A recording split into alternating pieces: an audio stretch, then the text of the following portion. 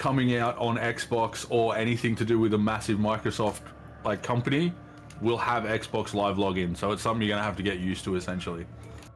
That's fair enough.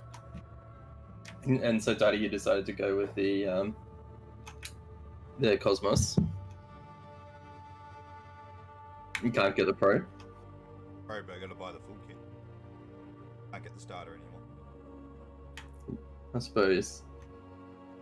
Oh, you get wireless adapter, wireless kit. So is the Cosmos... What's the difference between the Cosmos and the Pro? Cosmos got an interchange.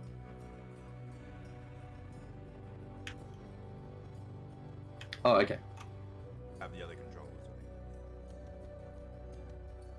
Mm-hmm. Cosmos Elite has different faceplate that works with. Yep. Yeah, pretty cool.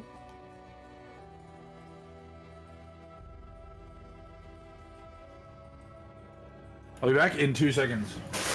The other thing that it has is a flip up faceplate. You can see out. Oh, that's pretty handy.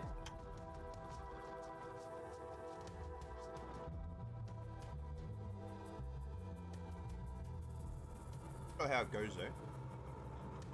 Read that other designs, Cosmos, but other designs that have a lot of light leakage.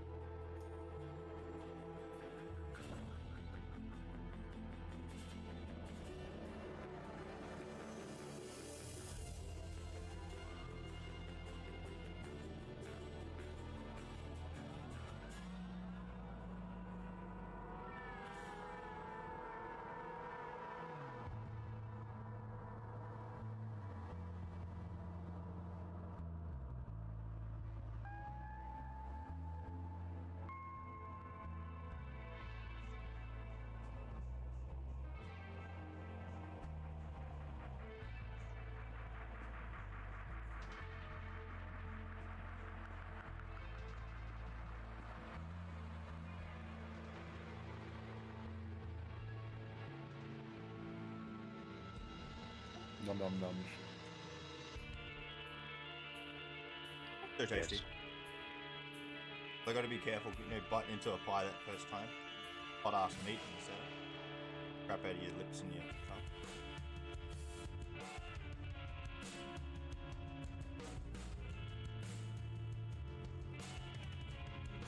I enjoy the burn.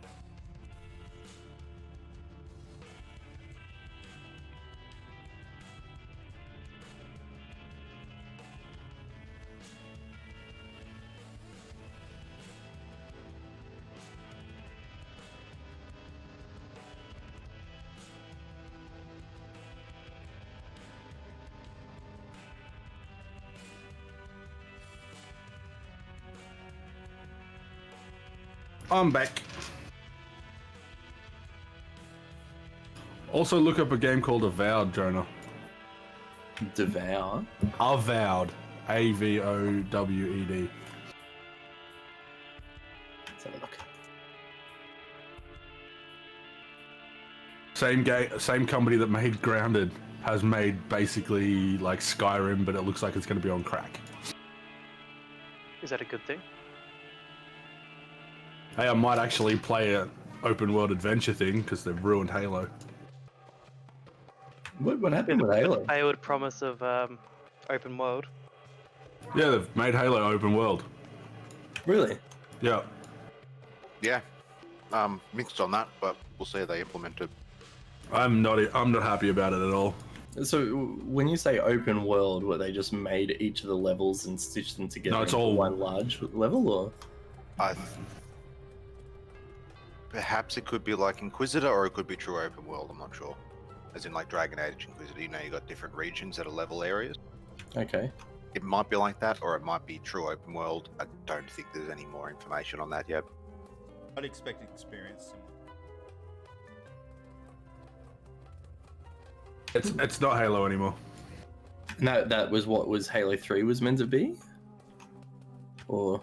No, it's literally they've just decided that Halo is supposed to be like Halo is a linear story. That's the whole point of it. You did what you were supposed to do. You followed the objective. That.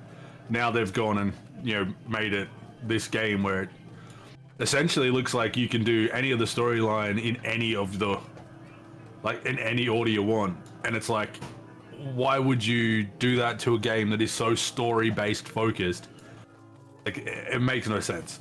Right, I think I might be confused here because I thought the Master Chief Collection was still re-releasing all the old games, and you're talking about they've turned one of the old games. Oh, into Halo open world. Infinite. Halo Infinite is a new game coming out. Got It it. is essential, and they've confirmed it as Halo 6, so it is the main series. Right. Okay. Yeah. All right. I get it now. Halo 3 is awesome. ODST should come out in about a month, and I have the biggest erection for it. Me too. That one, me and Mishu will probably play through like 5 times. I don't know why, but ODST is probably one of the best ones, if not the best. Even though it's a spin-off of Halo 3. Buck. It's definitely Buck. Sham's eating like toasted poo by the looks of it. It's so dark. Oh, it's toast. Nom nom nom. Is it raisin toast? Yes, it is. Hey, there you go. I just looked across and just saw a blur of black just disappear from the screen. You should be used to seeing a blur of black. Why is Milky masturbating? He's playing with his ruler, He's making sure he's 1.5 meters apart from the screen. practicing social distancing at home. You can catch I get corona rid of over my mask if PCs. you want to. It's a computer virus. Hey, look. Well, you suckers have to wear masks in public from this Sunday, don't you? We're Yep. here. Yeah, leave them off right now. I'm in Canberra, so yeah, we don't have to. Fucking you, just wait, mate. It's a Yeah. matter of time. Well, if we're smart enough and we keep the border closed and only allow access from Queanbeyan and just extend the border, then we'll be fine because we will have no active cases and we won't be letting people in. I would agree with you, but Queensland. Yeah, Queensland. Yeah, but I mean, Canberra. there's a lot larger population of dickheads to draw from. Yeah. Well, Sydney's fucked. We already know that, and Sydney's going to go in that way. I'm talking about Canberra as a territory. Now, normally we follow whatever Sydney does, but if it comes down to mandatory masks and we say, well, we've got 0 cases, no one in or out, we'll just do it that way. Or the way of New Zealand. Yeah, but it's as you're saying, it's very likely. Keeps building up. We'll probably do what New South Wales does, and we'll have to wear masks. It's the same with like, I just find it funny the way that people are treating it. That no one is actually like scared of it. This shit can kill you.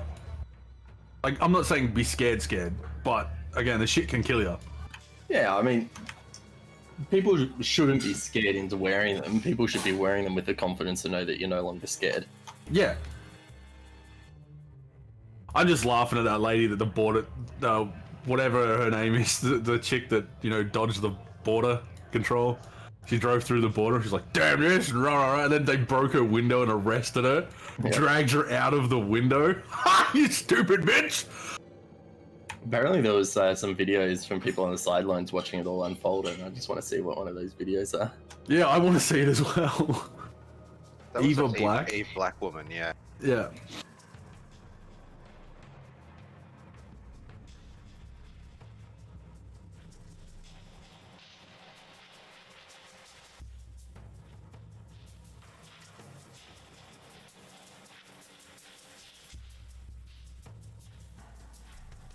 So, I have a few gaps in today's game, so I may have to just stop play for 5 or 10 minutes at a time just to get some details, but we should be pretty smooth.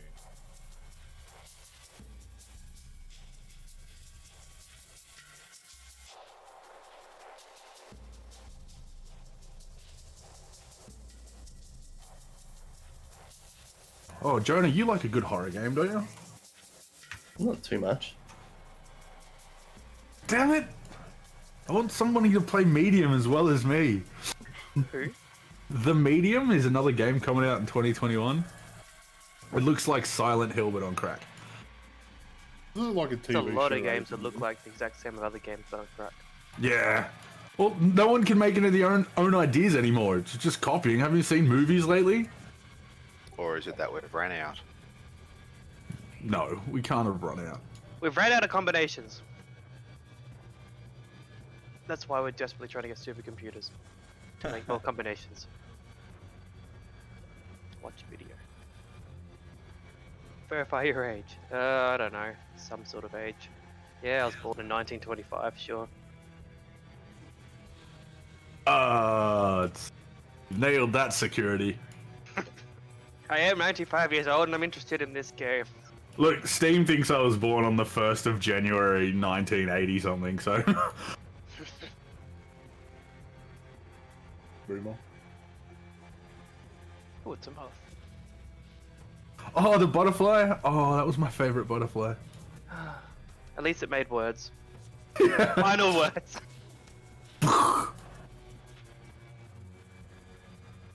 And they finally, like, officially announced Stalker 2. That only Really? took, Finally? like, forever. Oh, Missy's now interested. What did it take? Like 5 or 6 years? Like, almost 10?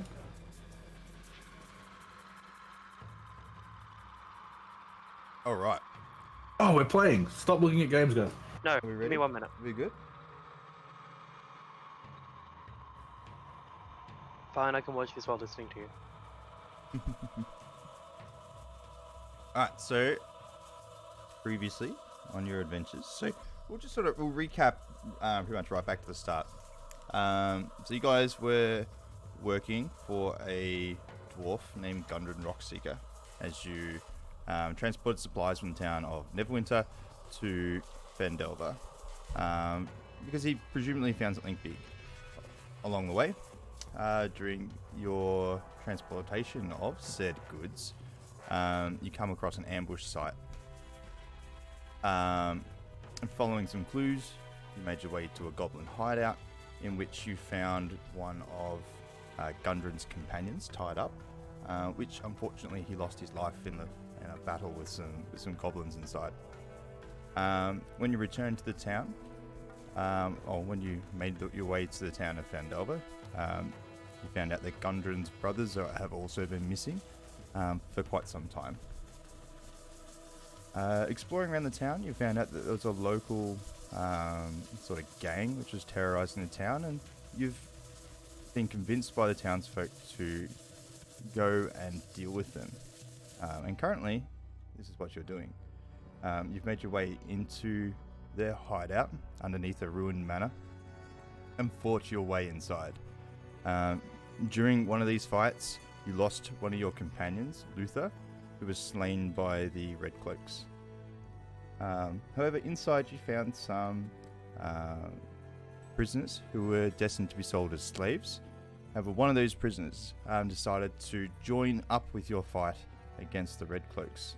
A young bard named Merlin. Sorry, excuse me. Afterwards, you continue through the hideout. You made a pact with a rather interesting monster who was seemingly communicating to you into your thoughts. After said pact was made, in which that you would feed him the bodies of dead Red Cloaks as you fought your way inside, he would in turn not harm you or impede your way in any your adventure in any way. This brings us to now, where you've crossed the cavern inside the manor, gone down some stairs, and you're presumably about to open one of the many doors that you've encountered. You presume wrong. I go home and sleep. Sorry, I do also want to sort of mention as well, like in the Goblin Cave, you were told about a character called the Black Spider. Getting this particular character going forward. Yes, Jonah's been attempting to execute me because I have a black spider on my shoulder. Oh, I haven't. Can neither confirm nor deny. Keeping an eye on the black spider. I might. Keep your oversee axe that. on the black spider.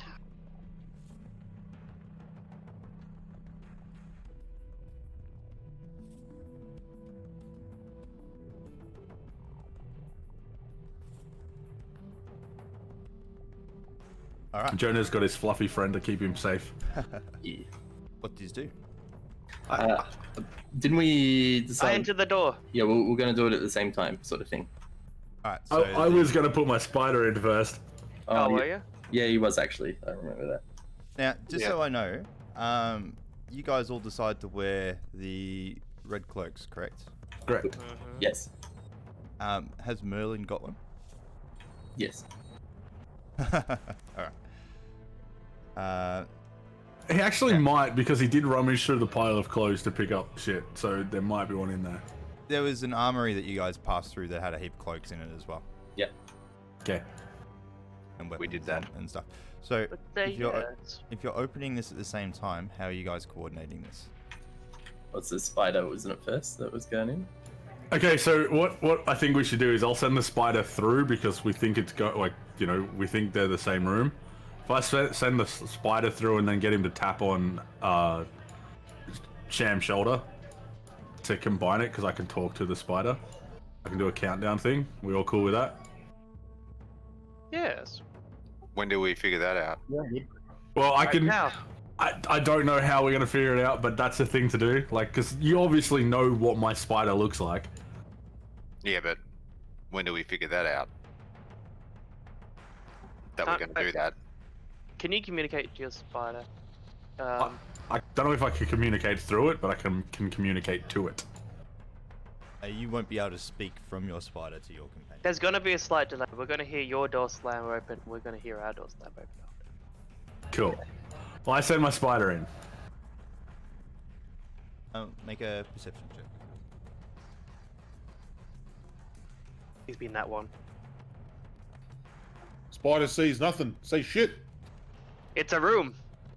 With walls. And a roof. 2! No, Close enough. 2 roofs. Only 2.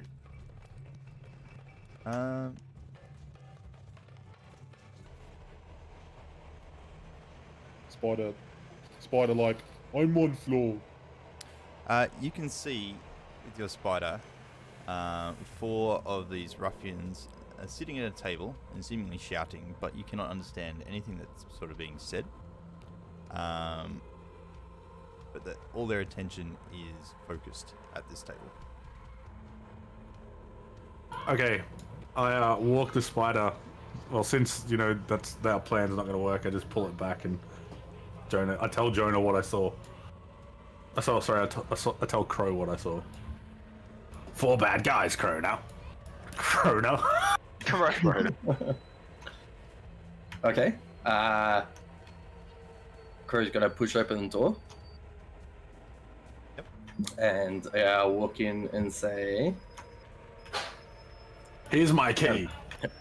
fellow Red Cloak, what are you doing? The four red cloaks, they all stand up and immediately look at you and go, "Pasta! We don't have orcs in our ranks." Call it bullshit. I was newly recruited. Apparently people dying, they need stronger men. Make a persuasion check. Please be that 20. It's looking good, hang on.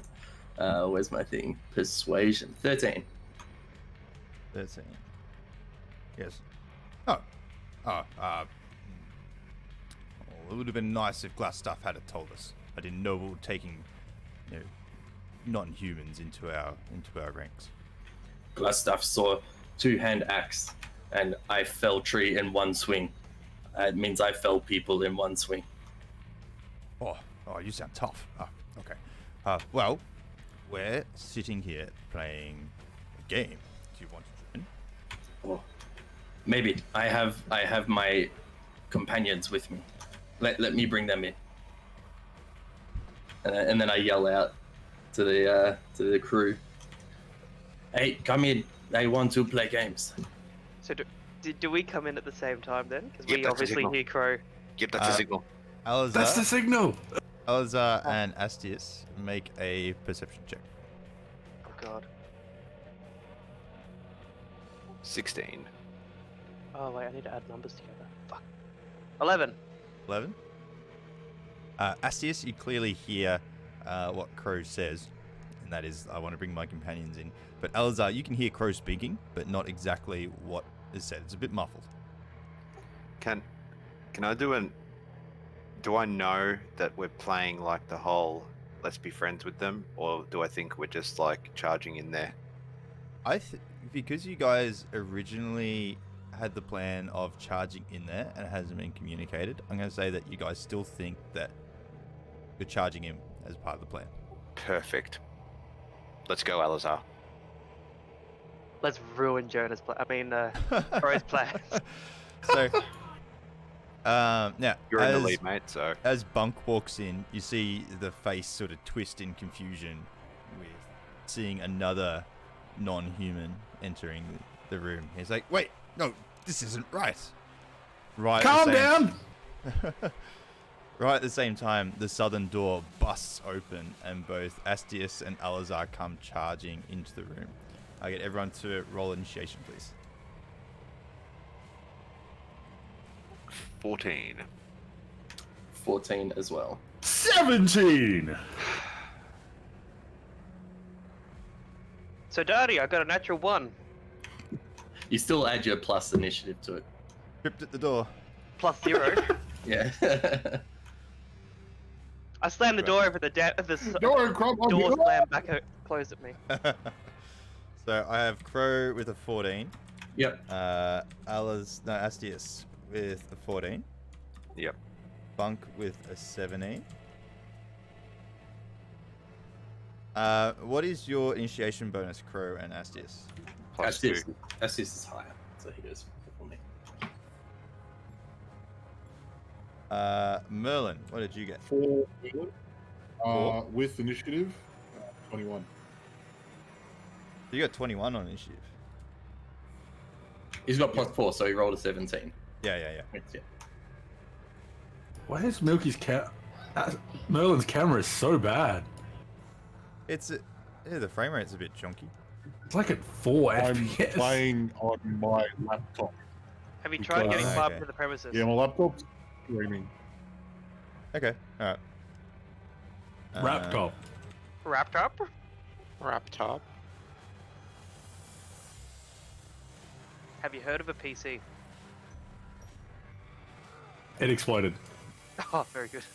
Well, not very good, but... Oh, Might be yeah, nice. the power supply. But very literally good. popped. As you guys bust in, the 4 red cloaks were completely not expecting this intrusion for the southern. So, Alazar and... Astius, you get to act first, following by Alazar.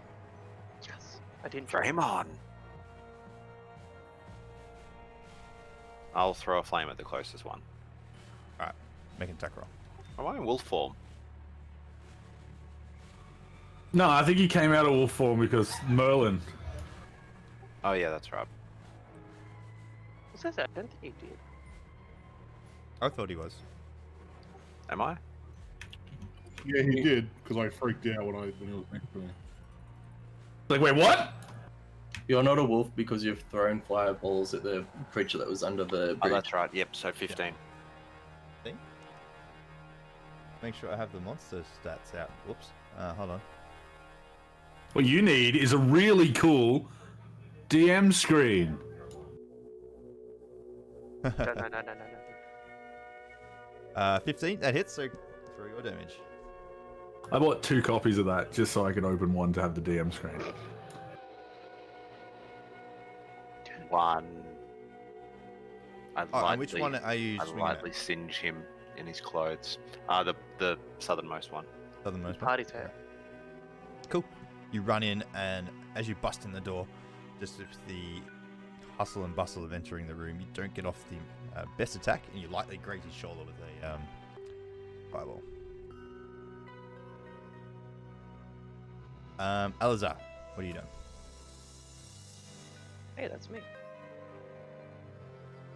I move forward 5 feet, and that's about all. No. I use my breath weapon to in this kind of direction, since it's a 5 feet by 30 feet. Now, I will say to hit the easternmost ruffian, you will also hit Crow. What do you do? Huh? Why would I? He's doing a line, isn't It's it? 5 by 30. The map that I have has not updated Crow's position. Sorry, the player map. Whatever reason. I'm just in the doorway, essentially. Yeah. Well, why does my map show Crow in a I'm different there. spot? Oh, you've moved. Okay. Before it was stuck, so I actually had Crow sitting there for whatever reason. But yeah, so if you want to hit the easternmost ruffian with your breath, you will also clip Crow. West. So where I'm standing, I'm hitting the south and west one. Yeah, you can also hit the north one. Just remember, like, your breath weapon and your directional attacks don't have to be on the perfect 45-degree angles. You can rotate the cone in any direction as you wish. So you could rotate the cone further towards the north, so you could clip all 3. But if you want to clip all 4, you'll also Crow in this case. I don't have the shiny breath cones that Crow has. Okay. So if I moved over, say, here. Yep. Then I could hit 3 of them if I was going west. You could. I'll do that then. Okay. What am I rolling? It's a 30 save, is it? Dexterity save, yep. What's the number? 11.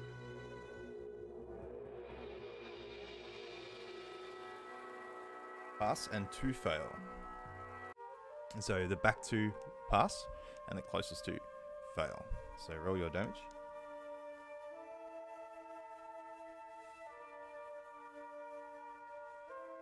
Ten. 10. Nice. That's huge. It's I a never half rolled good. damage. Half damage on success. Yeah.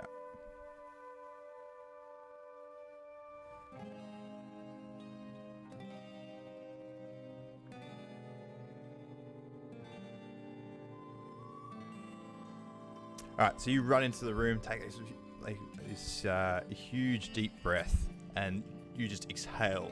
It's fire, is it? Uh-oh. Let me double check. What type Lightning. of damage? Lightning damage. So, immediately this lightning just goes snap out of your mouth and hits all 4 ruffians. And you see the closest to their hair is now starting to stand on end, and they got burn marks and a bit of smoke sort of coming off. The back 2, seemingly, the front 2 cop most of the brunt, and the back 2 don't get quite as stung, but they're all quite incredibly sore. And the ruffian that was speaking to Crow goes, "Ah, that hurt, you little git!" And at this point, you can also start to hear that there's some slurring in their speech, and that their reactions are starting to slow down. Actually, Essentially, they all look like the guy from you actually hit the back one with just the same amount of strength as well. Home Alone after he holds the doorknob. Sorry, I forgot. You pretty much just gave them all strokes. All right, so we're coming into the first round now. Second round, I suppose. I am a defibrillator. Merlin, you're up. Is Crow right in front of me? I am next to you, yes. Yes. I am Crow. Yes. Hi, Crow.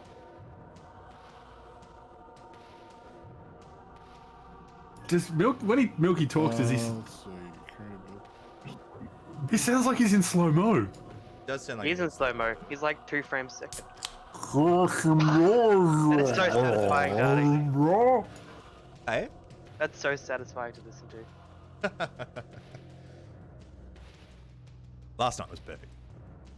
Open another 5 in quick succession. What are you doing, Merlin? By the way, guys, like to keep the speed of combat moving, because combat can be rather slow. Please sort of have your action, Pre-thought. in your head, pre-thought before it's your turn. with Thunderclap, is that a circular area or is that like straight in front of me? I don't know. Spells. Here's the Thunderclap. range and area is 5 feet. Yeah, so it's a range of 5 feet from you.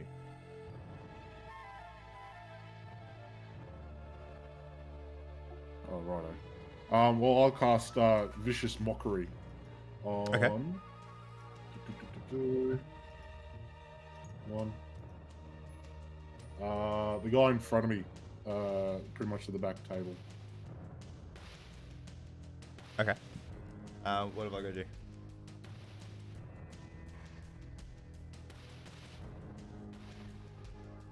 You have to do a Wisdom saving throw of 13. Passes. Then 18 on the die.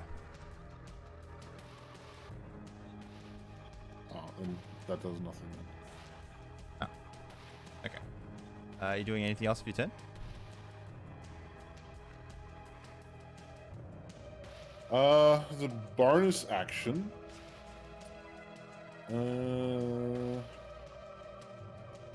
I might cast Bane on the same guy then. Now is Vicious Mockery. It is a cantrip. Yep, so you can do that. Also, just so that this has come up, when casting spells as a bonus action. Now, actually, no, Bane is actually one action. So you can't do that. So if you see underneath your these spells, you can see the time it takes to cast. It's one action. Your healing word is a bonus action, so you'd be able to do that. Well, looking at his sheet, it says he's got marked all first level spell slots. Yeah. So you don't have any spell slots available for first level To spells. cast it. Yeah. Yeah. So it's all done anyway. Of course. So, but when Alright, casting then spells go as a down bonus then. action, if you're trying to cast a spell as your action as well, it must be a cantrip. That's dictated by the book. So anyway, Milky, sorry, your camera and your Right. voice is in slow motion. So I'm not sure if you've done that deliberately or anything, but your voice and everything and your reaction coming through Discord is crazy long. So I don't know, maybe give your computer a restart or come back and see if that fixes it. I'm crying, man. Your voice. Or if you're running a voice modulator. I'm running on my laptop. It is very, very slow. I know laptops okay. that run Windows 98 that run cameras better than you. Can you please do your high pitched voice while you're running this slow? I want to see if it evens out. See if it cancels out. No, not just yet. I'll Alright. save it for a special occasion. Alright, well, if you can, Special while occasion. while everyone's taking their turn, see if you can Try to make a speed it deep up or voice, whatnot. please. Anyway, next is Bunk. Cast Ice Knife Okay, we're at. at that guy at the back there. Okay. Attack roll, is it? No, it's a critical one. Hey, I failed. the critical one. Critical. You throw the ice knife, but instead of hitting at the back, it lands and explodes here. It misses the target, but now, what's the secondary effect of? They need to make a saving dexterity throw on anyone within 5 feet of the explosion. All right, Astius, Merlin, Crow, can you each make a dexterity saving throw, please? Do I get advantage? I'm nowhere near them. Yeah, it's Elazar. Alazar. Sorry, Alazar. Why would you have advantage? I have dex saving throws on things that I have advantage on dex saving throws on things that I can see. Yes. 16. What is the 13. 13? I got 16. 16. If you fail that save, by the way, you have to take 2d6 damage. What did you make, Merlin? 16 as well? Please say 12. Alright, so can you roll the damage, That took a long please? time for Mark? that thumb to come up. What Yeah, damage? it's- Who got hit, by the way? Just one or? Just one. This one here makes you save. The other two failed. One got 4? Sorry, it's just one damage roll for everybody. It explodes, does damage, and then Yeah. everyone saves. Yeah. So, is it just 4 for everyone? Yeah. Okay, so do they take half damage on a success or no damage? The target and each creature within 5 feet of it must succeed on a dexterity saving throw or take 2d6 cold damage. I thought that was everybody takes 2d, like you re-roll for everybody. But Just okay. roll once, just to sort of keep things moving. Otherwise, you could be rolling like heaps. All right, so the one at the back here, he passes. The other two take 4 cold damage. Now these guys are looking horrible. They've been zapped. They've had mostly just zapped fireballs and little like fire bolts, I suppose. What Astius does. And now an ice knife has exploded. Ice shrapnel all over them, and they're looking incredibly rough, bleeding and sore. They're panting a whole heap. Astius, your turn. Frame on. Closest one, southernmost. Yep. Make your attack roll. 16 to hit. That hits, so do your damage. 6 damage. This time with your feet firmly planted at the ground, you manage to get a good throw. What's the spell called? Produce flame. Just flame. So you throw your little mini fireball, and it hits him right in the face, and you just see him sort of shock, and he sort of screams a little bit, but he doesn't really move, and then he just sort of falls to his knees and stomps forward.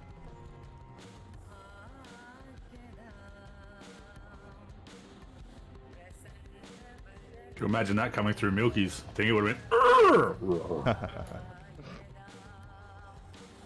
Is that any better? Am I still slow mo? That's Yeah. heaps better. Yes, you are. He's still slow mo. Yeah, but I can't run the camera then. It's, Can you put a meme on him now? yeah, I can.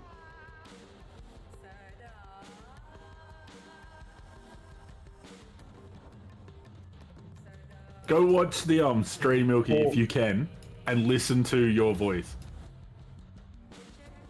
Don't put any more it's strain done, on yeah, his internet. It's not the internet. Like, this laptop was designed to run Windows Vista. Oh, Poor yeah. little processor running at like 1.4 gigahertz, and that's max. That's right. You have an appropriate name. Astius, are you moving? No. No? Okay. I like my corner. You're up, Crow. Crow's going to let out a giggle saying, "Oh, I like this game." And I'm going to attempt to knock the northernmost one unconscious with the back end of my two-handed axe. Well, sorry, flip the head around, hit him with a blunt Yep. end, try and knock him Yep. unconscious. All right, make your attack roll. Ooh, 7. 7. This guy, like, he's avoided the majority of everything that's been thrown at these 4 so far, and he was just watching you incredibly closely. And even in his drunken state, he manages to sort of step back and avoid your swing.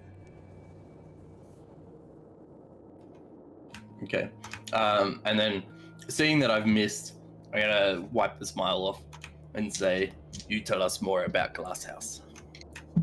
I can't remember the name you said, but that's what Crow thinks you heard.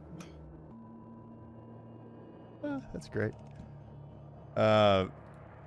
He's got to turn back and says, no, not tell you about Glass House. No, his name is not even Glass House. And he's going to, like, stumble forward and drunkenly take a swing at you. You're not raging, are you? I am not. Alright, so he got a 14 to hit. I'm 14. Oh. Oh no! So that's on the first attack. They do make 2. Oh no. Second one with disadvantage is a 21. Jesus. Some disadvantage. And from both strikes, you... math. You take damage. 13 slashing damage as he... for his demeanor, he's incredibly well coordinated. He steps forward and makes 2 quick jabs straight into your torso with his short sword. He replies, he says, "You will not play this game. It's time for you to go." Right, killing time. Now, the other one here, his focus is on Alazar, and he's going to make 2 attacks. I rolled a natural 20 and a 11. So both swings in his drunken state, he lunges forward and makes 2 lazy, uncoordinated swings at you, Alazar, and you just parry them away with your shield very, very easily. The one at the back, he's panicking a little bit after seeing his companion sort of fall from the attack, and he's going to run down towards Astius. You'll pay for that. All my bad rolls out now. 14 on his second one. Does that hit? Good question. No. No? So again, No. with his drunken swings, they're very, very slow, and you just parry and dodge them easily. What's your AC, Estes? 16. It says 14 on your sheet. Have you got something else? I didn't have the shield equipped, which Oh, I okay. would have going in for this sort of thing. Got it. Okay. No worries. It is Alazar, your turn.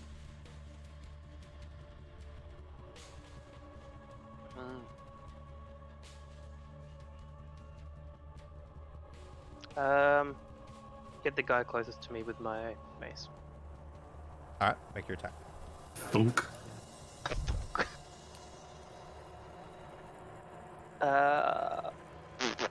8. Right, so you have a swing, and the guy just naturally sort of loses his footing a little bit in his drunken sway, but it just happens to be in the same direction of your mace swing, and you just sort of, you just swing high and miss. So does he fall backwards into the table? No, he manages to catch himself right before he lands on the table and pushes himself back up, but he doesn't sort of fall over.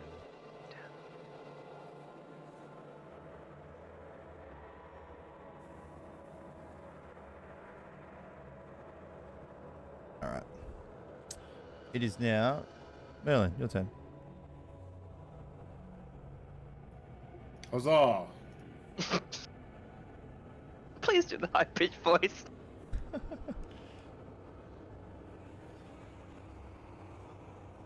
let's see.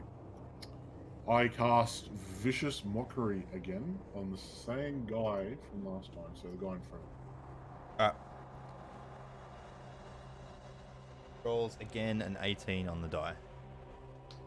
What the fuck? Sorry. That's it. That's it? Alright, Bunk, your turn. I cast Toll of the Dead Yep. on that guy. Okay. What's he got to do? A Constitution save. Sorry, is it a con save? Yeah. No, a Wisdom save of 13. Okay. You rolled a natural 20. Very sorry. I'm rolling good on the saves. I'm rolling good on the hits. Don't worry about it. It's fucking great. Are you doing anything else? No, I'm just gonna sit here and do nothing. Okay. Next is Astius. I'm gonna stab the person in front of me with my sword. Your sword, make an attack roll. The sword swings. Okay. 22. That swings and hits. Roll your damage. 5. 5. You Yes. cut into him. You manage to get the sword like through his armor, and you drive it in a little bit, and he screams out in pain. And he sort of pulls himself back off the sword. You see blood sort of gushing out everywhere, but he's still on his feet. Not for long. Oh, Jonah, you look so pretty. Let me just take a photo. Bro, your turn. Let me take a Really? photo. That came around quick. Okay. So I'll make him talk. If you don't want to talk, I'll make you talk. I'm going to do the same action to try and knock this one unconscious. All right, attack roll again. That one's a bit better. 15. 15. Actually, hang on, sorry. 16. So it's a plus 16? 5. That Yeah. hits, so roll your damage. Okay, I got 12. Normally slashing, but I'm trying to knock him unconscious, so bludgeoning. All right, so this guy, after dodging your first swing and making two like pretty sizable attacks back on you, is standing in front of you now, grinning. However, you incredibly quickly react after his strikes and smack him across the side of the head with the end of your great axe, and he just did not see it coming whatsoever, and you just crash into the side of his face and throw his body up against the northern wall, and he hits it and then collapses down into a heap. I yell out, "This one's sleeping. Let's make the other one sleep too." So- But bleeding sleep. So we'll just put a little red marker to say he's out, but he's dead. All right. As he collapses and falls unconscious, one of the red cloaks reacts and says, "Hey, get in here! We need help!" And you hear some scuffling coming from the southern door, and some rather gruff voices sort of shouting. With the doors open, you see, looking down, 3 large, hairy, brutish-looking creatures, a small goblin, and the brutes come rushing from the southern area, and they kick the goblin inside. Get in there and attack! And he's looking like incredibly, what's the word? Shy, not confident. He's just overwhelmed with all this fighting, and he just falls over. I like. And the bugbears go, "Freaking useless!" And they walk in there and they kick him to the side. Astius is in trouble here, boys. Nah, I'm all G. Can we just eat some berries at the same time? Yep. And they come, each of them come charging.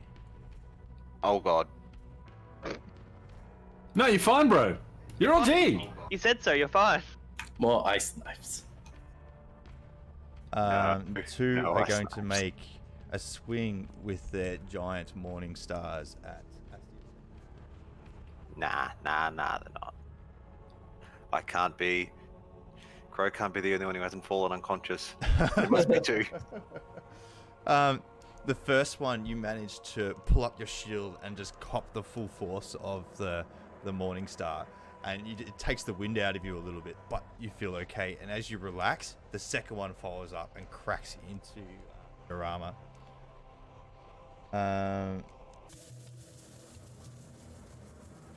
Told you you're gonna die this D&D session. You take 14 bludgeoning, Yeah, sorry, piercing unconscious. damage. From the hit. Unconscious. Damn it.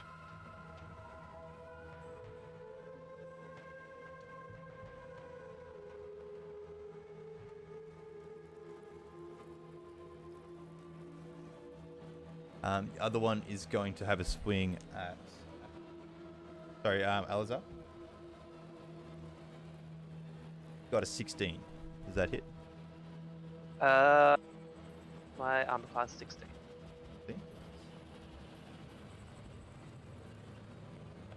Takes 7 piercing damage from the hit. As he smacks into you. When do I do my death saves? On your next turn. Now, what... Let me just check what languages everybody speaks.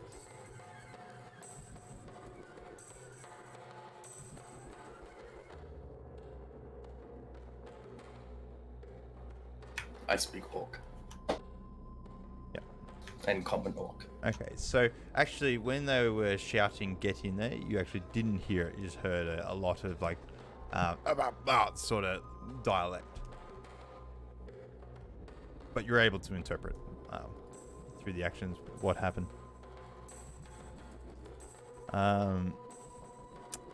Next is last couple of red cloaks. Now, seeing that these guys come running in,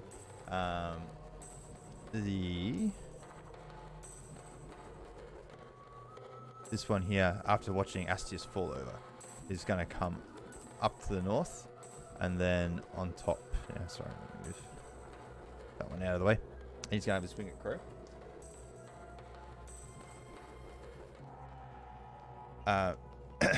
As he strikes at you, you parry away his hand with your great axe and send his sword flying across the room. Yeah. Drunken. This one here is also going to now strike at Alizar.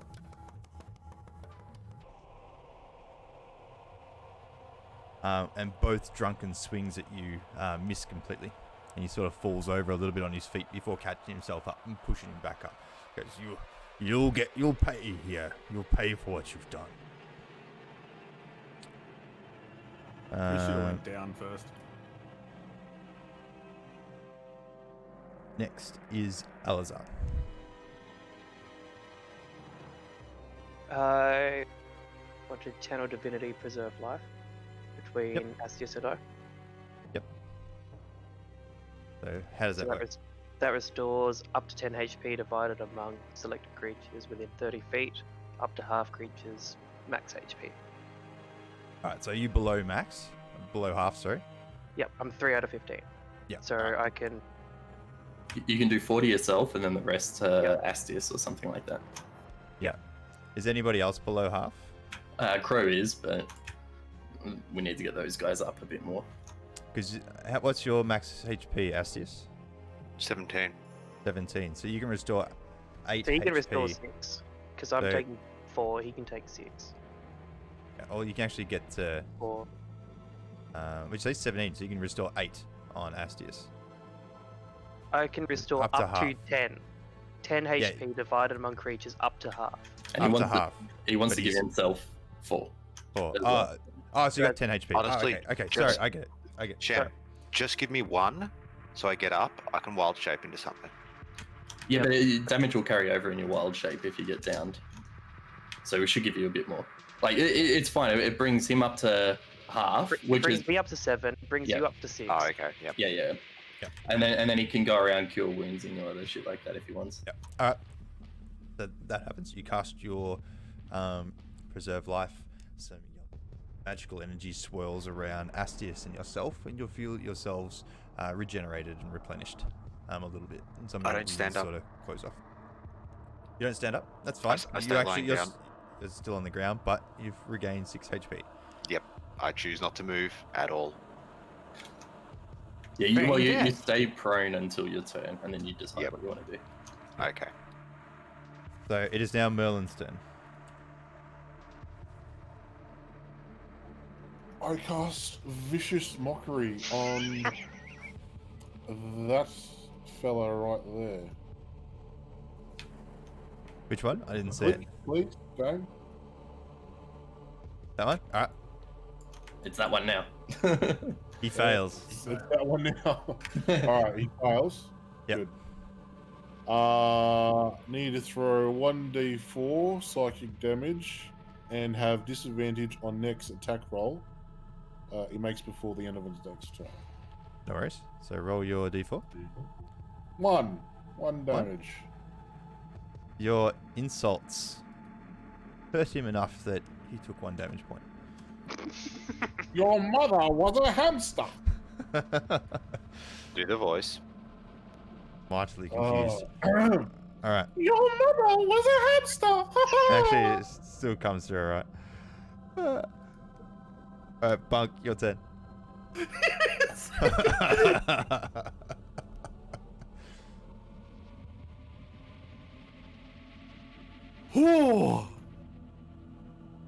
All right, I cast Toll of the Dead on that dude. Yep. Wisdom save of 13, and then I'll roll damage because it won't do anything. Woohoo! I get to do something. He takes 10 damage. Holy. He did. You see his expression completely sort of go from the drunken sort of menacing and enjoying the fray to just plain white, and all the expression leaves his face, and he just sort of stiffs to the board and then just rocks over and clunk to this sound of this giant bell just going dong. So he's done. Yay! I did something, guys. Instead of falling in a hole and needing to be rescued. Or trying to drag a body and needing help. Asius, your turn. Shh. Is there such a thing as delay turn in 5th edition? Nope. You can. The best that you can do is you can ready an action for a trigger. So you can say, I'm going to attack the first thing that walks through this door. And then you can stand there with your weapon drawn, ready to attack. Or you can say, I'm going to cast a spell when Okay. such and such takes some damage. Like I'm, you can. I'm going Yeah. to cast Wild Shape when no enemies are within 5 feet of me. Okay.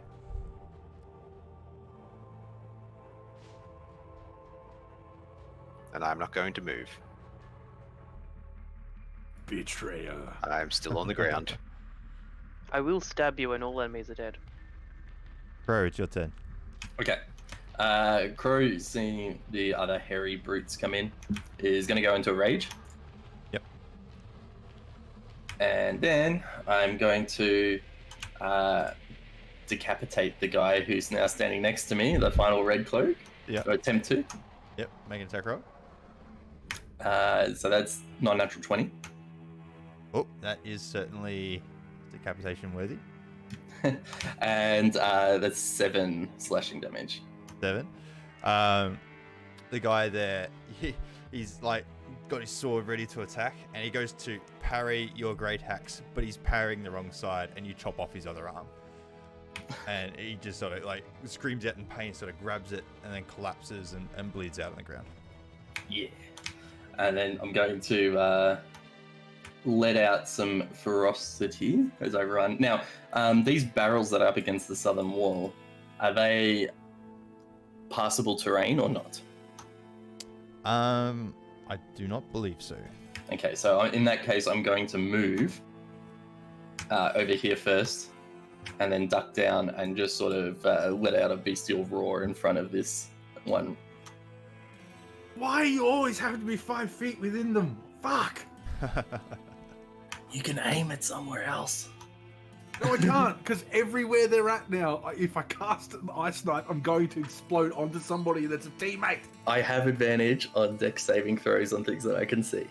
Okay. Use that with what you will. Just target this guy at the corner. Yeah. It'll Crow's still still hit within me. 5 feet. That's fine. That's fine. Don't worry about it.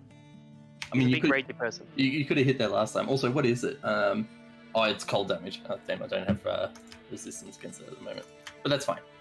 I could have cast last time, but then I would have drawn their attention to me, and I'm fucking squishy!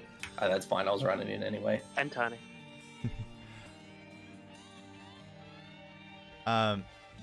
Astius, you're like laying still.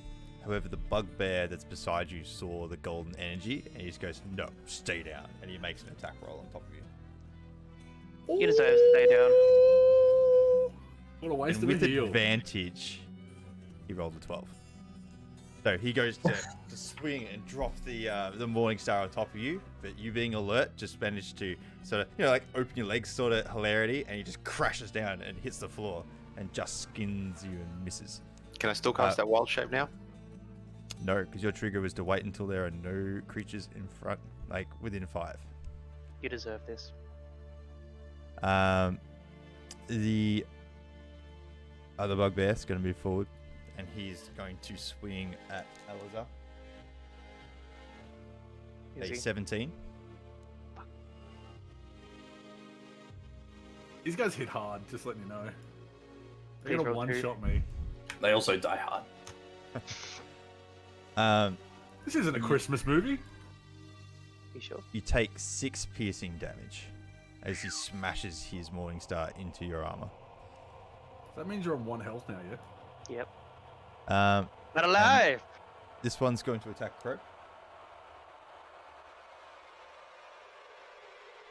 However, he sort of raises his morning star, grins, and just swings it high, and Crow just, with his rage, just ducks under incredibly well.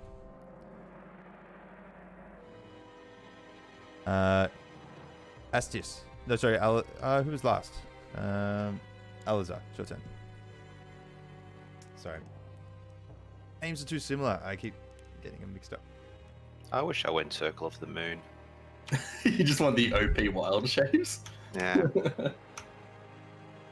We had Level to- 3, choose it. We had to No, I can't. talk to our druid and say you can't do a certain thing that he thought was going to be really cool. He was going to transform into a giant hyena and just endlessly rampage. And I said, no, you only get 1 bonus action a turn. Yeah. He was so sad. You can endlessly rampage a single time. Yeah. I'm sad. Should have chosen it. I could be a horse. Seeing that I am in immediate danger, I cast Inflict Wounds on the one in front of me. Okay, make an attack roll.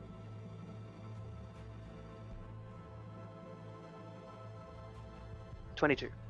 Yeah. Ooh, roll your ridiculous amount of damage dice. 25. Reach forward and you touch this bugbear, and you just see these wounds just open up and just shred all over his body. Gaping, huge wounds. All this blood and everything's pouring out. And lets like this gruffled sort of scream, drops his morning star, tries to grab the wounds and prevent them from opening up, but they just continue opening up. His body just shreds to the point where he, can no longer contain his innards, and he just collapses in this dead heap. Magic That was massive. Oh my god. 3d10. Literally exploded. Literally exploded. Say it again, but deeper. Merlin, your turn. He doesn't want to talk now. I cast Vicious Mockery in front of Crow. Crow. Alright. 13. 13 fails. He takes 1d4 and disadvantage on his next attack roll. Hold on 2 seconds. Tell me what you're going to do, but I'll be back. Nope. Nope. Hi, bully. 4 damage and disadvantage on next attack roll. it makes before the end of its turn. Are you gonna move anywhere as well, Milky? I mean, Melon? Nope, I am staying right there. I am staying right there. Sounds like you're vaping, Milky. Legit. When you talk, it sounds like you're vaping at the moment. Bring on. It's really hard to keep a straight face while looking at the picture that Darius put over your your character on the stream. See, I can't look at it because I'll have too many tabs and the laptop would shit itself. Sorry. So how Will much your damage? voice get deeper? Melon? 4. 4. And he now has disadvantage on his next attack. Are you 4. moving? Are you staying where you are? I am staying. Very good. Bunk, your turn. It's me! I am going to cast Toll of the Dead. Actually, none of them have taken damage, have they? The Yeah, one they next to me has. Yep, he just took Okay, damage from the cool. mockery. Yeah, I'm going to cast Toll of the Dead on that dude. Little guy? Yep. That dude. That one? Okay. Wisdom save of 13. Passes. I am going to do fucking nothing as per usual. Hey, you killed the Throw guy your ice before. thing. Don't want to hurt Jonah. He needs the health. He's below half. He It's doesn't. stupid. Astius, you're up. I mean, I don't want to hurt Crow. With a disengage, does that include me standing up from prone? Standing up from prone takes half your movement. Half It your doesn't movement, cost an action. So you can still disengage, but you'll only be able to move 15 feet or whatever half your movement is. So does Wild Shape have a requirement that you have to be away from creatures or something? No, Wild Shape's the spell. It's an action, so I'm assuming it. Well, A, I can't attack that turn, and B, I'm assuming that would provoke an attack of opportunity. So, It wouldn't wild, provoke an attack of opportunity. and wild shape for you, as an action, I thought it was bonus action, or is that only the moon That's one? only the special one, which is another reason why I'm like, oh, I should have gone that one in hindsight. No, you can cast Wild Shape and not provoke an attack of opportunity. The only thing that provokes an attack of opportunity is moving out of the creature's reach or moving away from a close space to the creature in our game.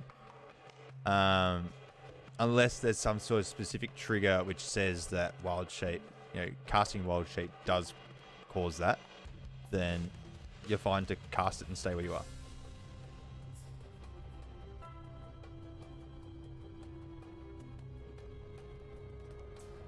Do it.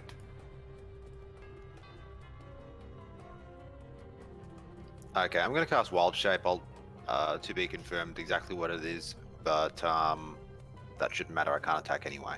Yeah. And if I move, I'll get smacked, so I'll just stay there.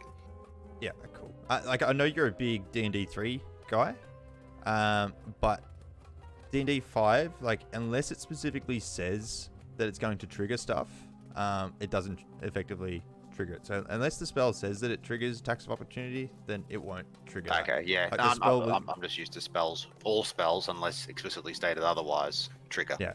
So in D&D 5e, the disadvantage of casting spells in melee range is that you roll the attacks with disadvantage. I think it's the same with all ranged weapons. But you can cast spells in the face of people without Huh. copying damage. It's a bit different, Mishi. You get used to it. It takes a little while, but you get used to it. Essentially... Alright. Sorry, go. Yeah, I was going to say, Astius, you are now transforming into a to-be-determined creature of your being. Crow, you're next. Alright. In a fit of rage, Crow is going to attack at the bugbear in front of him. Yep. Make your attack. 22. That certainly hits. Roll your damage. Ooh. 9 plus 3 plus 2. 12. 14 slashing. You bring a great axe and just slam it into the side of his torso, and you just watch that the top of your great axe just tears through and opens up this gaping wound. The bugbear sort of, as he cops the damage, he flinches, grips his morning star, lunges forward, and just screams at your face. There's a mighty roar. And I will return roar, and then give a little side-eye glance to the smaller, weaker one, and just say, "Flee to cavern." Yeah, so that smaller, weaker one, like he is in a heap, like laying on the ground. Yeah, he's a seep. He passed out from He is not scaredness. moving.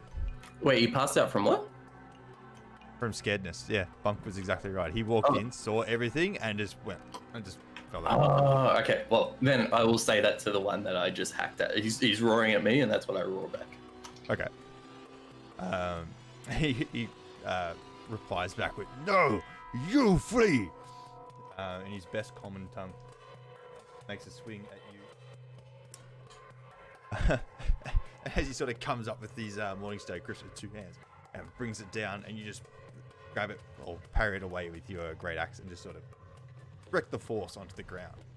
And you hear this almighty thud as the Morningstar cleaves into the flagstone floor underneath you. Panther. Is he still holding on to? He's still holding on to it. Okay, Just yep. imagine as like the Morningstar come down, you've just sort of collected it and just directed the force down. So he's still holding it, but you've just sort of bounced or redirected his swing. Yeah, sweet. The other one looking at you, Astius, has seen you transform into what? Panther. Into a panther. Mhm. And he's a bit confused, takes a step back and goes, no weird magic, and just sort of swings his Morningstar at you. He gets an 18 to hit. And neuters you. And now 11 piercing damage as he batters the Morningstar clean into you. you can't have babies. I still have 2 left. 2 panthers. Yes. Next is Alizar. No, I don't wanna. Can I attack the guy in front of Crow? Yeah, of course. Very good. He's looking pretty bad at the moment, by the way. Sweet. Well, I'm just gonna swing my mace. Funk. 14. 14.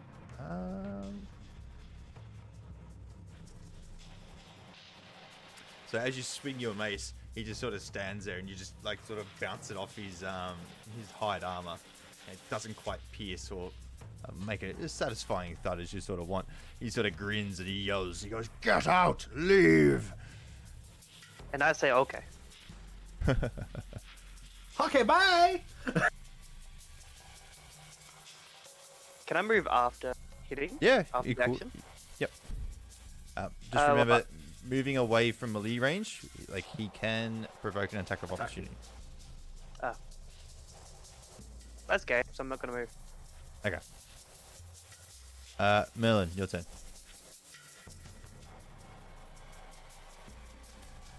I will move to here.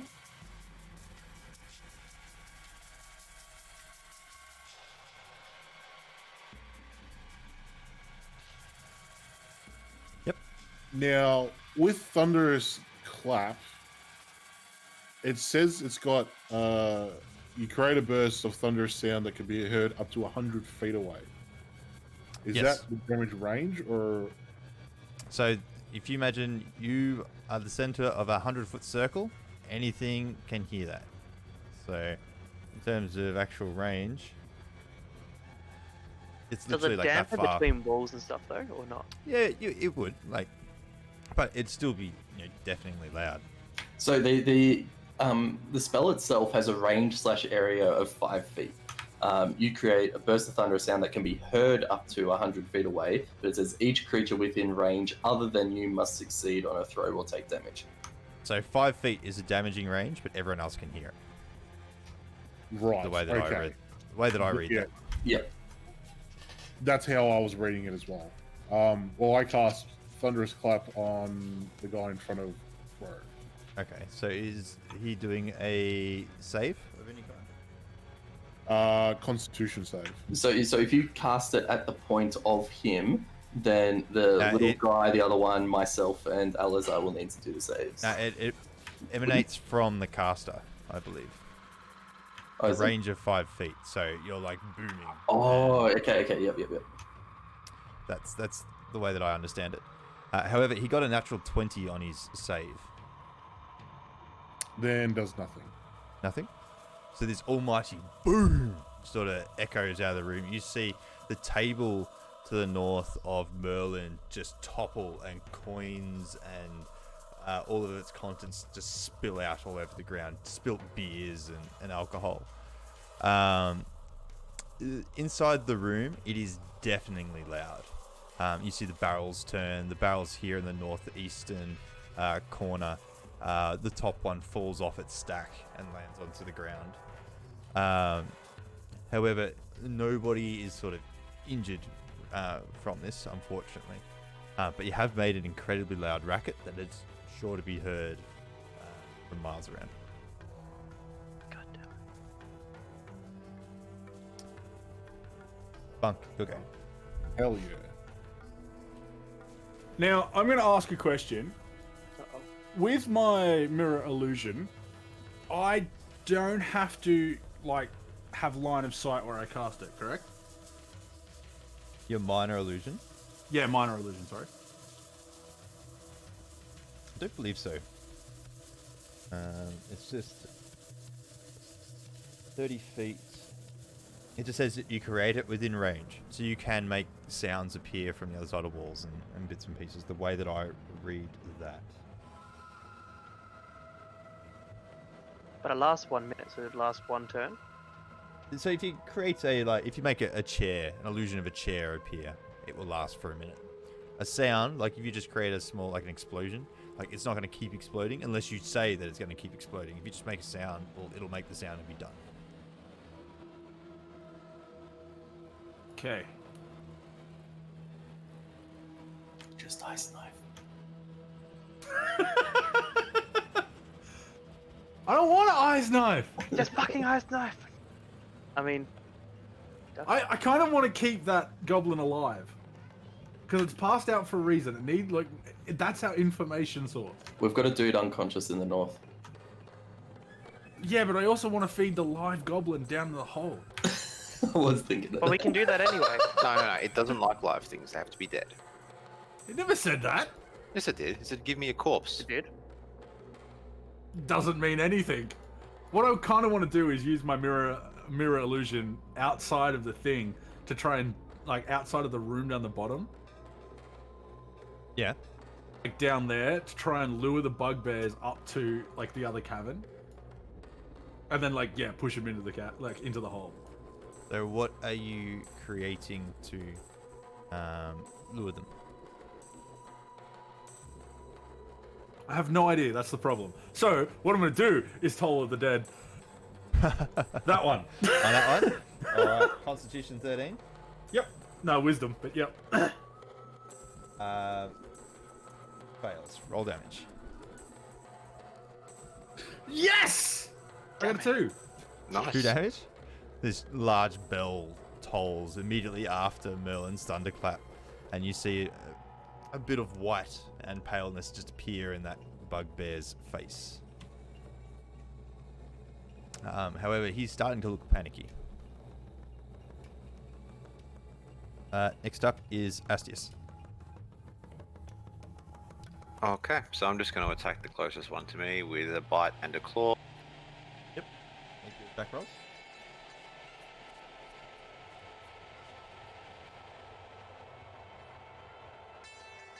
Critical fail. On both. On one. Sorry. Then make your next one.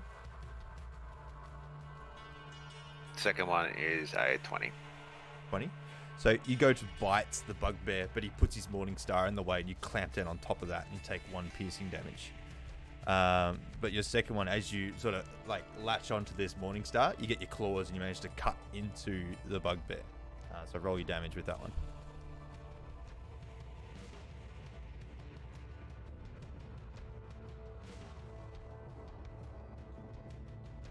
5.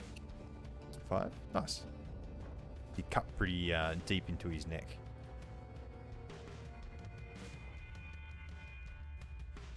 And that's it. Crow, your turn. Okay. Crow gonna continue his attack on the same bugbear. Make your attack. Ooh, 23. Certainly hits. Do the damage.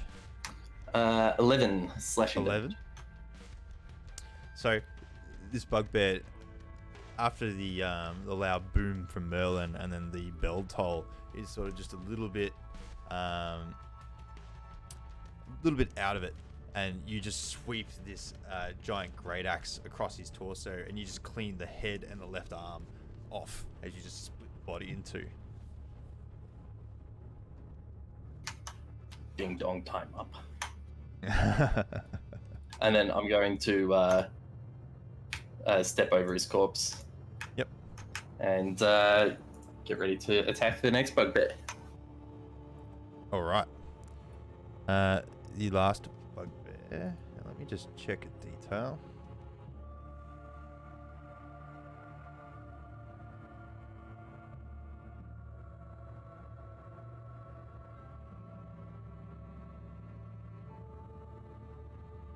Alright, so the last bugbear, seeing now that he's the remaining one, lets out like a mighty roar, and he sort of says, glass stuff, we need help.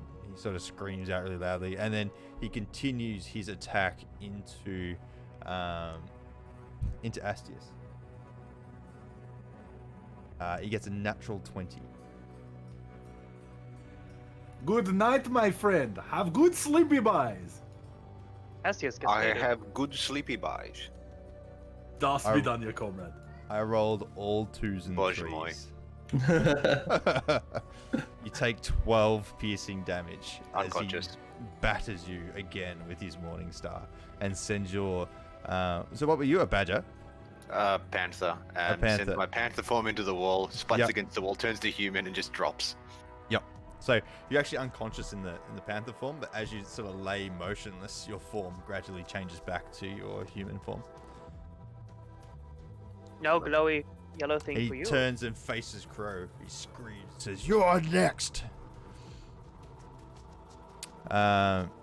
Next is Alizar.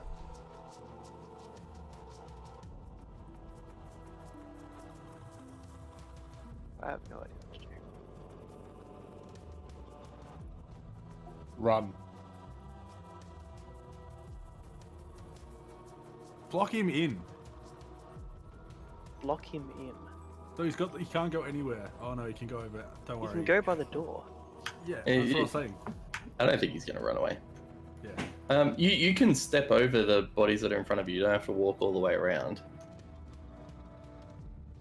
Yeah, certainly can. Okay. I'll move over in front of Astius. And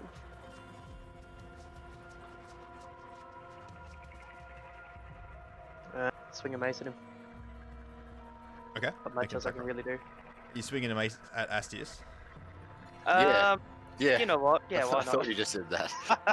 No, I'm attacking the Bugbear. yeah, Okay. that thing.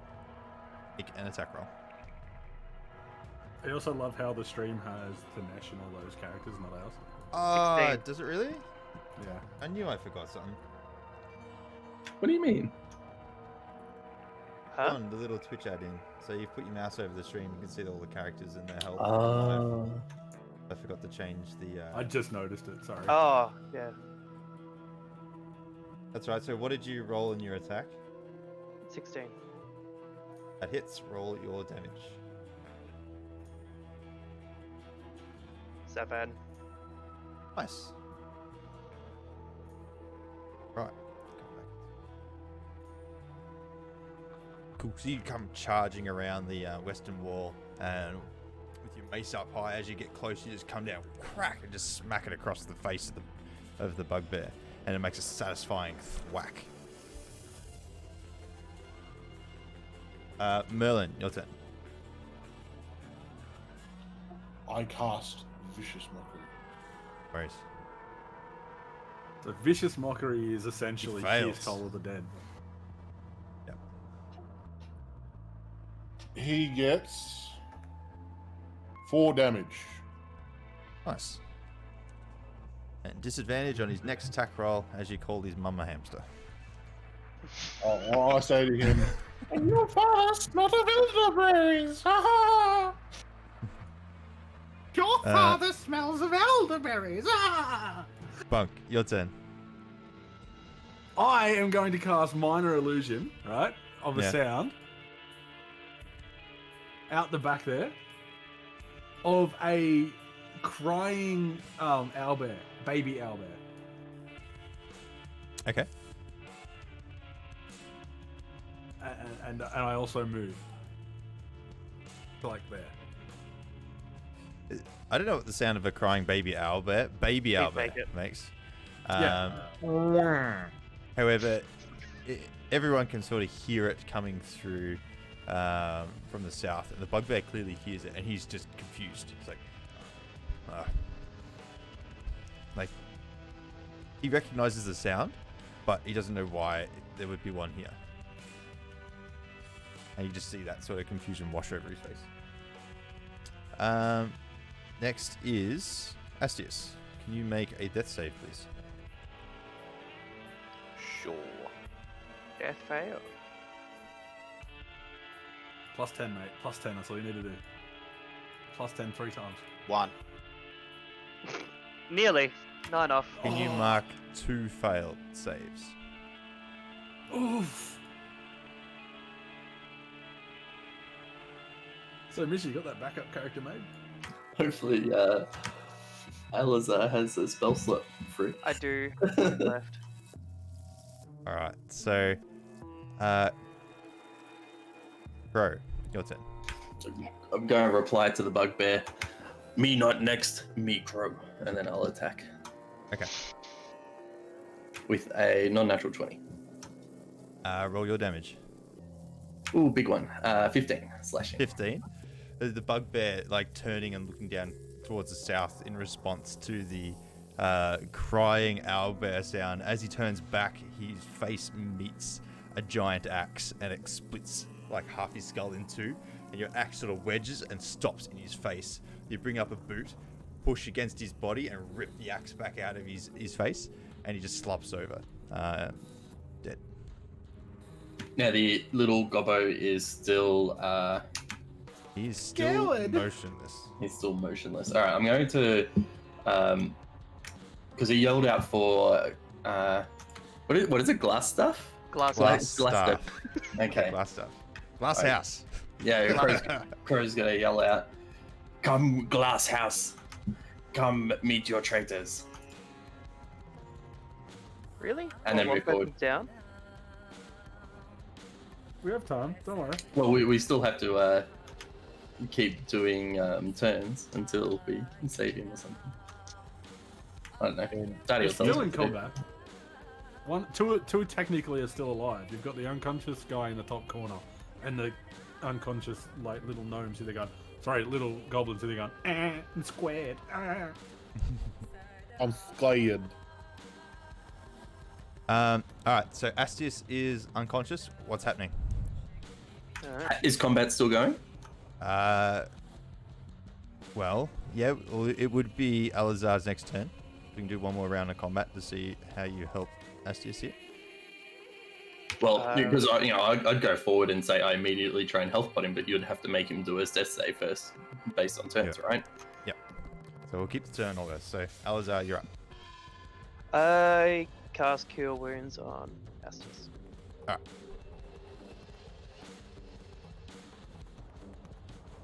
5. 5. Astius, you regain 5 hit points, and you now stop sweating. Cool. Clap for you. I clap. Good job. Don't worry, if he dies, he can respec the druid into the OP one. Rourke. I bring back a new human druid. This time of the moon of the character that I wanted. Last time was a mistake. This isn't proper. His name is Gideon Astius. Bishi, we can have a chat after the game. Like, if you really want to be a moon druid, like really, we can have a chat. We'll make that happen. But we'll keep going. Don't you bribe the DM? I just did. Blowjobs. Dick pics. All right, combat has finished. Okay. For the most part. Bunk walks up to the goblin and kicks it in the head really hard. Make an attack roll. Yeah, Make well, that's it gonna fucking fly. fail, isn't it? With advantage because he's on the ground, unconscious. I'm gonna Natural cast one. me some Please good say berries. natural one. Oh, first dice was a 2, second was a 3. You go and kick the goblin, but stub your toe on the barrel next to it. You take 1 damage. That's a lot Falls of to the damage. floor unconscious. So I've cast a good berries. Who wants some berries? Me. Crow, one health. Crow's going to attack the goblin before his rage subsides. He's going to take one final, downward swing on it, if you allow it. Yeah, make an attack. With advantage? Yep. Oh, baby. 21. Wait, you hit the goblin. Roll your damage. 15. 15. So you're attacking the little goblin on the ground? Yep. Yep. You cut him in 2. Yeah. And then my rage will subside and I'll look down and say, oh, didn't see little man there. Oh, I can't fucking win. And then... Bunk's hobbling around. Oh, my toe! But Fucking the way that goblin's he's head's hopping hard. around, the way that he's hopping around, it just looks like he's just normally walking to us. I can't win. I want my new dice to arrive already. These ones are fucked. Astius, immediately after casting your good berries, you have a look around the room and you see a small rat sort of just scurrying around the northern edges. But otherwise, everything in this room, you also see the turned over table with a heap of coinage just spilled across the ground, which is now also covered in spilt alcohol. And I'll actually come back and I will read this particular room. That's unfortunate about the rat because I already casted my good berries, which means I got no spell slots left. Well, you're gonna eat the rat. So there's... Read the right thing? Yeah. So there's... Rule... worn tables and chairs that are scattered around this particular large room now that you've stopped and had a look around. Wooden benches are drawn up against walls and they're decorated with draperies of brown and red, and several ale kegs are propped up and tapped around the room. Now, there were 4 tough-looking human warriors, but they are now dead or are unconscious around the floor, and instead you see what was a stack of human coins and trinkets that are now spilt out everywhere all over the floor.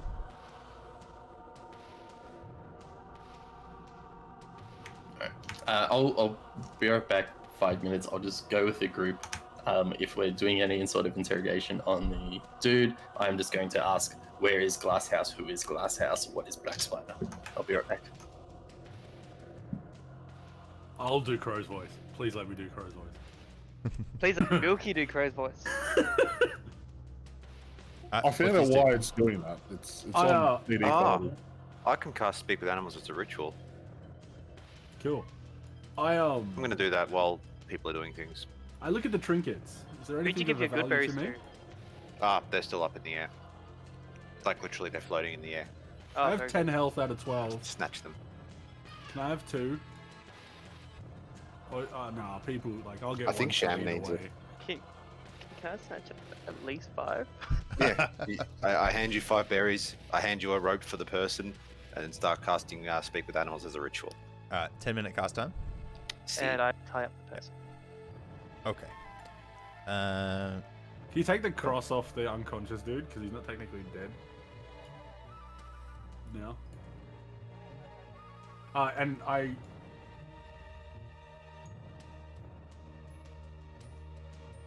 I investigate the trinkets. Make a perception check. I check bodies. Also make a... No, you're tying up rope. Yeah, but I've tied up rope. Can I have just some DM love for 5 seconds? Just a little bit. I got an Okay. 8. You're alright. Got an 8. Just a little bit of love for Bunk, please. A natural 20. No, I got 8. I'm not gonna lie about my rolls. But fuck today! I can roll for you. You find quite a large amount of coins. You're not sure just how many are there, but there's a good mix of copper, silver, gold, and electrum pieces. Oh. And you scoop them all up and pop as many as you can into your bag. And they reek of alcohol. But you don't know how many you've got. You just know that you have a bucket-load of coin. So, You can't count. What? I'm You're illiterate. educated. Yep. My character is educated and he can't count. That perception roll says that you can't count these coins at the moment. You may make another Hey, one to look, try and money. count. You have the coins, but you'd have to spend a couple of minutes to count them. And you can spend that time now if you want. Just imagine you're looking at your hand like, duh. No, it's more just excitement. You're just like, oh, there's coins. And you just sort of grab them, scoop them into your bag without counting them all as they're going in. Like you asked Badger's character, "Oh, how much is there?" I fucking know money! Money. Just Alright. goes into, Bug goes into a doesn't shop, care. slaps down all these coins. I want to buy something. Sure. wanna Yeah, buy did you stuff. say, Alizar, you were making a perception roll as well and you roll well? Well, you said I was tying rope, so Yeah. am I rolling? Well, you finished tying him up at this point. So, yeah, you can roll if you want. Anyone else can also make a roll. Yes, I shall roll as well.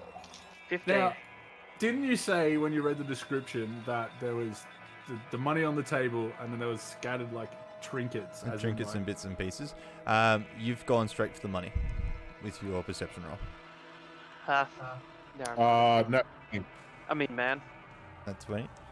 Merlin, underneath one of the mugs, beer, like ale mugs, that was spilt off the table, you find 2 separate gold earrings which have a tiny ruby etched into a hanging pendant of each of these earrings. That's what happens when you roll well, Bunk. You know what? F chat, boys. Fuck you. So it was just gold earrings. Gold, with- gold earring set with a tiny ruby in each earring. I can't be angry when every time you talk, Milky. It's just I can't. It's just like I'm so angry at myself, and then you talk. It's g'day, Connie. How's it going? Also, each of you guys earns 200 experience each.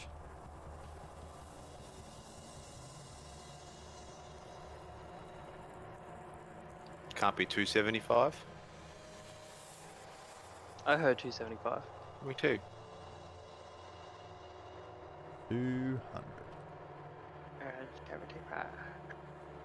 Do you know what I heard?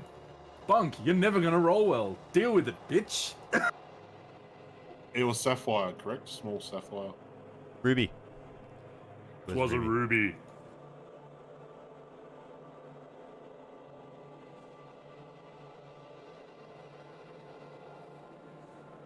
It was ruby. It was blue. Alizar, you, with your look, check over the bugbears.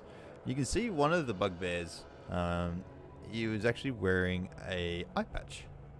Now, having a look at this eye patch, you can actually see that it's made of black leather, and it's set with semi-precious stones. There's a kitty. Semi-precious. God, there's a kitty. Look inside his eye. See if there's anything in there. I'm trying. I don't know how y- far my 15 extends. You also find an iron key. Do I add this to my persons? Yes, you add this to your persons. And Now, it's- the earring set, like looking at that, you would estimate it's valued in between 20 and 40 gold. And the eye patch, looking at this, Alazar, you would make an estimate that this is worth between 40 and 80 gold. Okay, I'm trying to remember how to add things. So you go on your equipment, and then there is Eye other patch. possessions, and then you can type that in. Okay, Daddy, I count the coinage that I got. No worries. You count all those coins. Takes you probably a good 3 or 4 minutes to count them out. But now have, once I find where I am, 75 copper pieces, 55 silver pieces, 22 electrum pieces, and 15 gold pieces. So it's 75 copper. How many silver? 55, Electrum was 30, 22. and 15 gold. Yes. And Crow take all. Sorry, it's already in my stash. Fuck off, Crow. I pick you up and put you in stash. So how do I add this to my equipment? I can't just type in eye patch. You can. So if you go to equipment and then other possessions, and then click on the white space, it'll give you like a little notepad to write stuff in. So anything that isn't I click other possessions and nothing's coming up. you should get like a little thing appear on the right. No. The other possessions, and then you click under other possessions at the bottom. There's nothing for me to add. So you click near the top. I'm Just doing don't it on slide yours. a hand with that gold ledger. Because you've done it before. Oh, yeah, You've got okay, 3 I gold think- teeth there. Okay, yeah, I have to actually click on that What was and that, add another Milky? space to it. Yeah. Fancy eye patch, okay. What'd you say, Merlin? I said to Badger, don't slide a hand that gold, you'll die. I didn't. I just put it in my pocket. Everyone saw it. Yep. They saw That's the all right. educated wizard They said that not about be able not to counting out the count. coins in front of people. All I saw was someone slapping their palm and nya. I walk up to the unconscious dude and kick him in the leg. Which? Oh, that one. Yep. So you give him a kick. Oh, Tied up, and I kick him to wake him up. and what was it? An iron key? Correct. He stirs, and you can see, like the drunkenness is still there. He stirs, comes awake. Oh, then he just stops. You just see him. He lunges forward and just vomits all over himself and all over the floor. I take a step back and go, ew! I have done exactly as you described. After he finishes, he lets like a couple of big heaves. He just he just sort of slumps up and sits up against the northern wall. They're gonna say dead corpse. I'm like, so, before I let my big brutish friend at you, Mr. Crow over there, and gesture towards Crow, who's obviously just talking to something or doing something else, I have a couple of questions for you. You can answer me, or I can let him at you. What do you want to do? And he's like drunken and just sort of in and out of what you're saying, and then he realizes now he's tied up. He's like, oh, let me go. And then he stops and he processes what you said. He goes, if I answer your questions, let me go. Damn it. Probably not, but you'll answer anyways. Your chances are greatly increased if you We'll let answer. him try and escape in the cavern. Will you stop ruining my fun times? No! He looks over and goes, no, I don't want to go to the cavern. No, the monster is scary. I don't want to go near him. Lions, say we How's killed it. this? Answer the question. I will let you loose in the cavern and you won't have any ropes on you. You can fight for yourself.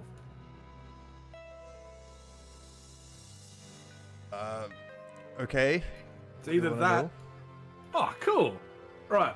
One, where is glass house? Glass staff? Glass house. Staff? Where's Glass glass staff? Glass staff is in his chambers to the north. Okay. Two, the fuck is this black spider? Hold on. Let me just see if exactly what these guys. I'm not gonna lie, I love interrogating people and using Crow as a threat. It is so good. Because This they don't tiny see me. miniature animal just making threats that really big tool guy. It's because they don't see, because I cast a spell and no one ever really sees it, like the toll of the dead or the scary shit coming from me. So I just walk up all happy and cheery. G'day, mate. See that guy that put the cleaver in your mate's head? Ha! I'm It's just trying so to good. find the section where it says. Ah, here it is. Okay. He says the Black Spider was talking with Glassstuff, our leader, and he hired us to frighten off adventurers and intimidate the locals. I don't know why. You don't know why. Do you know its name? But no, I only know that it's called the Black Spider. Okay. Do you know where the castle is that we have to go to? No, there was some. He stops and leans forward and vomits a little bit more, spits on the ground. He comes out and goes, "No, the bugbears, they knew." Should have kept the goblin alive, Crow! What? That's a goblin? I thought it was Rags. The bugbears, they were sent by the Black Spider, himself, herself, to assist us, but we had things going pretty well, so we just kept them hidden in the hideout here. GG. So I'm also going to assume that this man, I'm going to assume this, has very, very, very low health. And he's tied up. Yeah. Cool. Good assumption. So I'm going to leave the conversation at that and leave him in the corner. Yep. Walk over to Crow and get everybody to kind of gather around. I'm ritualing a spell. That would have been over 10 minutes ago. It's been Yeah, ages since. you would have finished this Okay. ritual, so I will gather around. And go, do we want to feed these corpses to the thing to keep it happy so it likes us? Do you like We- ale? Do you like ale? Yes, I do. Okay. Of course. Okay, so we told it we were going to give it owlbears, and 2, do we want to feed this dude alive to it to see what happens? Because it would be Yes. pretty funny. Yes, we do. Or do we, want to let him go? Can I we- reckon the more we break our hole, if you tell us what we want, To me, that we'll makes let no you go. difference. But if like, you're looking for guidance on what your character would decide, your alignment here would sort of help you pick which direction you would take. A good alignment you're more likely to preserve, where more a chaotic or an evil you're more likely to kill. And on top of that, I never said we'd let him go. I said I'd let him Also- go in the cavern. If you're a lawful character and you say you're going to do something, generally you'll follow through with that. So if you say, yep, we'll free you, a lawful character will be more inclined to stick by what was said, whereas a chaotic character be more, nah, I do what I want. Yeah. There's that. And like your alignment can change. Like it doesn't have to be a rock solid thing that you keep throughout the game. Like as your character role plays through, as you roleplay your character through this adventure, like what he sees and what happens might change his alignment and might change the way he perceives things. So, it can change as we go. But yeah, if you're looking for guidance and don't know how to make this decision, your alignment is a good place to start. My hands are in the air, whatever happens, because I'm neutral. Like, yeah. I'm slightly interested in the idea of cutting his rope and pushing him into the cavern alive, as my background is a researcher. science. We could just stand him on the edge, undo him, and then somebody can Sparta him into the hole.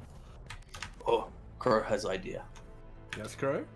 We make him carry one of his dead friends, and he has to drop dead friend in cavern to get away. And then we push him in.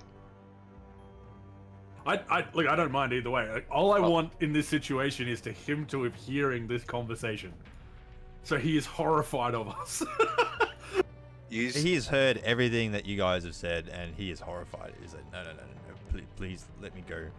Please, you've enacted your justice here. Everybody's paid the price. Please, I won't do bad ever again. How many more of you are here? There was a couple that were in the barracks at the entrance. There was a couple. They're not in the there jail. anymore. They're not there anymore either. Yes, Well- you're correct. There were people there. Then it's just me. And What's to the Glassstaff. south and north? And Glassstaff, where's he? To the north. The south is the Okay. barracks area. It's where we were sleeping, but the bugbears sort of took over that space and stuck. And the north is Glassstaff's quarters. We don't go there under his orders. Is he magical? No, but he keeps a pet rat that watches everything, and he seems to Oh fuck. always know what's going on. Get the rat! Get the rat! I immediately try to find the rat. Make a perception check. While Astius is doing that, I walk over back to this dude. 10. I entered 10. Then you look around the room, you cannot see the rat. I try to speak to the rat just by calling out. Hey, Ratty! Ratty Where you at, buddy? Righto. You wait a couple of Righto. moments, and you don't get a reply. That's not good. There was a rat here. I mentioned that. Kill him. We're being watched. So I then stand like in front of the dude, and because no one's made a decision, I get bored and I go, I'm going to listen to my advice of my friend, Mr. Crow over there, and you're going to carry your friends to the cave, to the cavern, and dump them in there. Is that necessary? Do I have to do that? Yes. It's either dead friend's body or your body that goes in the cavern, and that's not my orders. That's creature's orders. You just see the misery, the pure misery on his face. He's like, fine. But you need to untie me first. Before he unties, I'd like to stand by the door. I'm just gonna sit there and go figure it out.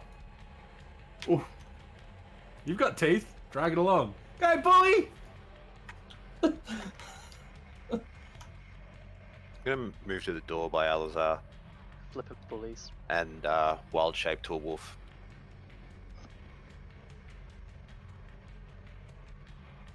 Crow's gonna cut him free and say. Well, he says hi. Crow's gonna cut him free and say, yes, take one body, dump in, and he'll let you pass. He stands up, and you just see this sort of self-determination just muster within him. He reaches down, and fights through his wounds, and he picks up your body over his shoulder, and he actually has a surprising amount of strength as he does this. Did you disarm him? No. He's not Okay. armed. Oh, Yeah. okay. Yeah, Jonah knocked it out of his hand and then punched him in the face and knocked him into the Oh, wall. yeah. No, that's good. And just as a joke, I stop him and say, not that one, this one. No, I'm joking. Let him go through. Take the He keeps bugbear. going. He takes the body with him, and then he throws it into the cavern at the northern side. I really want the monster to, like, actually just kill him. Like, that was my whole plan, was just get the monster to kill him. Now, do But- you guys follow him as he does this? Yeah, I do. I'd follow him while grabbing another one of his buddies Merlin follows as and well. dragging him to the cavern as well. Alright. Grab another one. Yep. Pop it up on your shoulder. I'm gonna pull Bunk aside and say, maybe you should check under this door. Okay. He goes, Cat is climbing in a bag. I've done as you asked. Can I leave now? Sure, off you go. Funnel off. I don't want to see you around here ever again, and leave the village, or I will find you. Without a moment's hesitation, he bolts. Damn fucking right he does. And yeah, runs out of the southern chamber. Cool, now we need to get the bugbears and throw them in the hole. Not yet. So the other red cloak that I dragged through into the cavern, I'd like to yell out, "Creature! As promised, here is your payment." Well, no, we promised him bugbears, not... Well, we promised him corpses. I promised him corpses. No, we promised him bugbears. He I promised him specifically corpses. said bugbears. I don't remember this.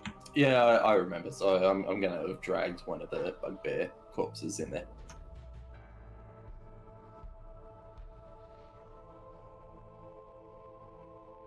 Cool. The creature sort of maneuvers up there. He looks down. Looks up at you from the cavern and grins. And in your head, you hear, thank you. Thank you.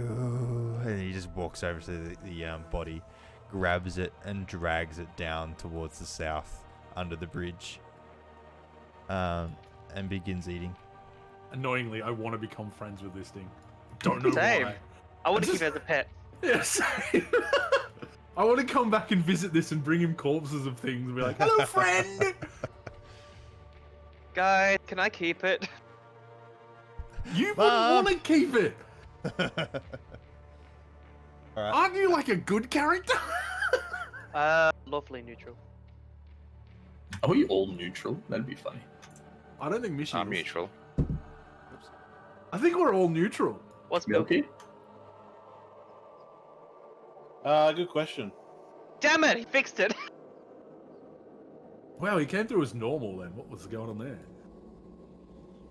Windows Vista after 2 hours has finally stopped its startup programs. We finished booting. While we're figuring this out, I follow Astius's like advice and I put my spider in. I'm try and use my spider to go into the door and have a gander into that room. Okay, make a perception check with your spider. Now, remember your spider has its own perception stat, so are you using that when determining its perception? I'd say it wouldn't matter. It doesn't matter, like, going forward. No, it doesn't fucking matter. I rolled a 1. Passivity? Um, Nice. Your spider cannot get under the door. Didn't someone grab a key? Well, we haven't tested the door, but Test the door. Crow hearing about a rat says, "Look for rat hole. Maybe that's an entryway for spider." I'm gonna be that guy that drags the rest of the corpses and chucks them in the cavern. I While all this is going on. I don't- Okay. I'm not gonna roll anymore. I'm done. I'm gonna look around for a rat hole, and I rolled a 13 on perception. You have a look, and you can see just to the right there is a small, like a missing brick in the wall. Put spider through the brick. No. Make another perception check. Come on, Put brick through spider. roll it, roll it, roll it, roll it, roll it. Come on, roll it, Roll mate. it, roll it. Roll it, roll it. Don't make me roll for you. I'll put it this way: you can't get any worse than what you just got. Don't let me roll for you. Oh Roll my one. god! I got 7. Well, it's Let's better see, than one. it's better. You can see now. Hold on, I gotta see if my spider actually has anything to perception. Need to actually give you a little token to move around, like I've got for FIP in our other game. No, my spider doesn't have any bonus perception. So it's just a straight roll. Yeah.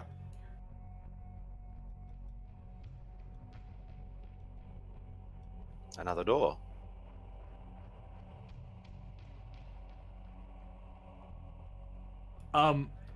Since I asked my spider what he sees. Yep. And I ask it too. too. You can't. So Yes, I can. No, you can't. your Speak spider sees a room that appears to be some sort of wizard's workshop. You can see a large work table set up with emblemics, retorts, distillation coils, and other alchemical devices. All of it stewing and bubbling away. Bookshelves are crowded, and sheaves, bookshelves are crowded with sheaves of parchment and strange-looking tombs. Ooh, tombs! I can have a look at the tombs! I YOLO the door open. You yell at the door open. YOLO the door open. Oh. By the way, last session you guys opened the chest in the crevice. Who looted that? It might have been me. Yeah, it was. Okay. One of the items in that, do you know what you grabbed out of that? Got that noted? I just put a note saying contents of chest from crevice. That's all I put down because I Yeah, don't you didn't think give us okay. that info. Pretty sure I did. Someone got a sword? But I did explain the sword. No, we got the sword No. from the armory. Alright, so for you guys, there was a heap of silver pieces and gold pieces in the chest. Mhm. There were some gems. There were 2 vials of potions of healing. Yep. And there was a parchment canister as well. Parchment canister. So there was As a scroll case that Ooh. was closed.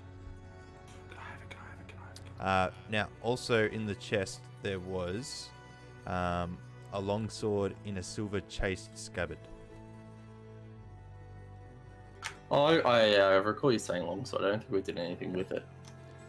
So the sword is inscribed with the name Talon. So I bring it up because you guys seem to have sort of glossed over what you found. I just wanted sort of, your characters would have been perusing over this stuff. So just wanted to let you guys know that you do have some things here.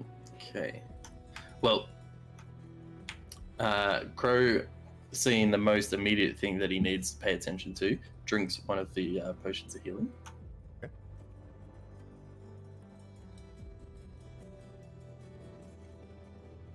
And I regained 7 hit points. Now, if you want to count out the coins in the chest, you'll spend probably about 5 to 10 minutes to go through that and count that. I'm thinking, considering we were being watched, the more time Yeah. we let the person plot, considering they're a wizard.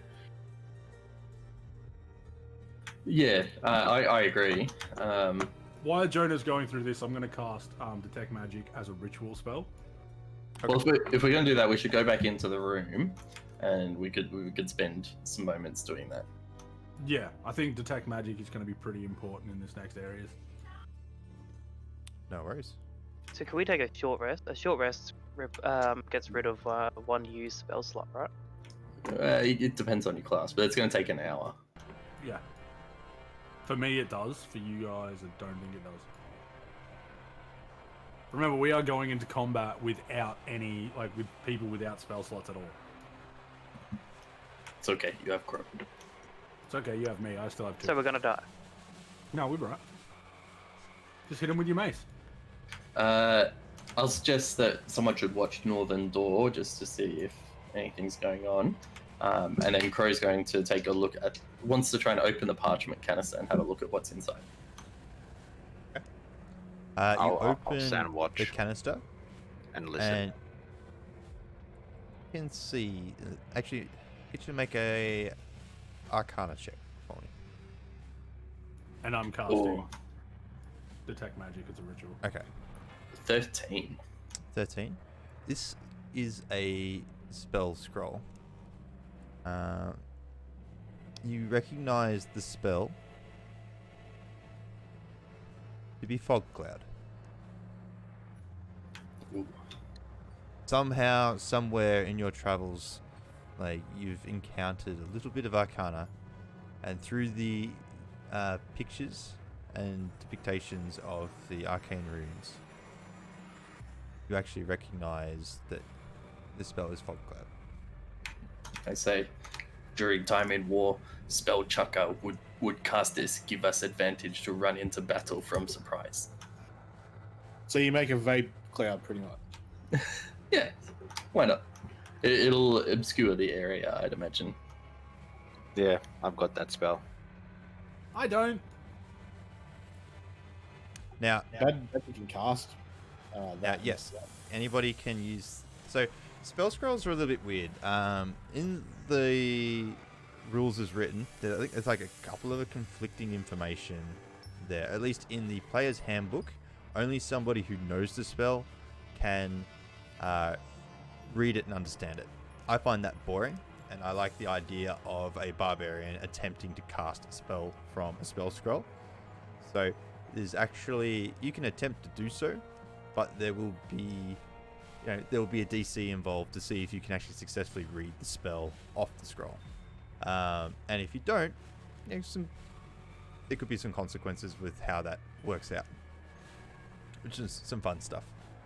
Now, for a wizard, Bunk, as you know, a wizard can take a spell scroll or a spell written in any form that you can understand, and you can copy that into your own spell book.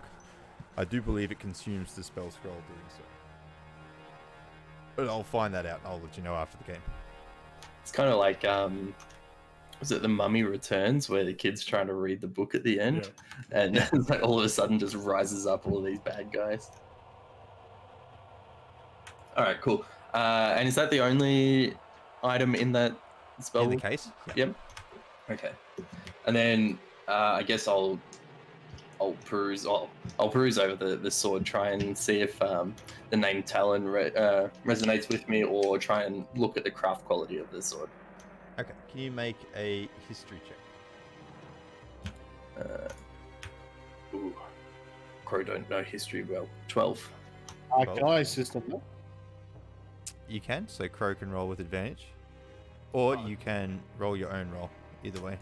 I've got +2 in history, so I'll roll. I've got a +3 in Okay. history, so I'll do it. And I've got a +3 in history as well. Bunk, you are casting a ritual. You are focused. I can help him. I would Yeah, help, but but I I'm a can do it dog. after. I've got You a do it after, +3 yes. in history. Alright, everyone make their own history rolls. Bunk, you My can wait until friggin' after yours. badass I'm waiting. musician got a 7. My fat ass got 21. 21. Elazar, you recognize this this sword. In the hilt, the name Talon is inscribed. And the hilt is worked into the shape of a bird of prey with outspread wings. You know that it once belonged to a great knight named Eldith Tresenda, who was known as the Black Hawk.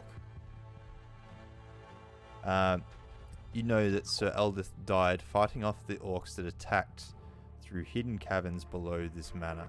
There was a great battle many years ago. Talon was lost here. So, now, where you as a group have found it. The craftsmanship on this sword is very nice.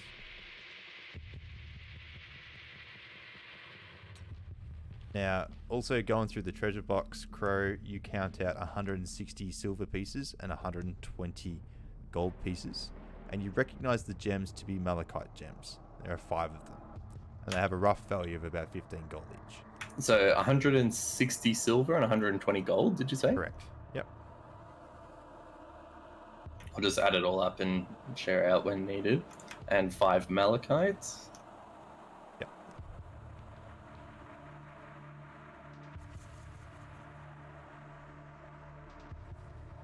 Okay. Now, Bunk, at this point, you finish your ritual of detect magic, and the sword gives off a faint aura. Coolie. Now, it doesn't hold any particular school, but you can feel that the sword is magical. That Cool. sword be cursed, yo. Now, since my spider's still in the room, right, and I have detect magic cast, I believe it's only an aura from yourself. yeah, and it's for how far? So 5 feet around, 30 feet around. 30 feet. Yep. So since my spider's in there and I am that room is within 30 feet, would I have detected anything? Am I, I can talk to my spider to investigate? Because it doesn't go through thick stone. So there's some varying Yep. depths which you can detect magic through, and the stone walls are enough to block. So Yep. you'd have to enter the room. Okay, cool. I tell everybody my ritual has, Yep. being cast, and I tell him that sword has a faint glow to it. Yeah. You also feel an aura coming from the scroll case that Crow has as well. Yeah. Crow will give the scroll case to Bunk, saying, "Here, wizard, little wizard man, you might like this." Thanks, friend. As for sword, I don't like two-handed swords. They're not as cool as the two-handed. I thought a long sword is a one-handed sword. Is it? Yeah. I think it can be used as Yeah. both. A great sword is a two-hander. Yeah, great is two. Long sword is one, but Wouldn't it's wanna give a that to the cleric. Isn't it the bastard sword that can be used as a 1 and 2-hander? yeah, probably. Yeah, you might be right there.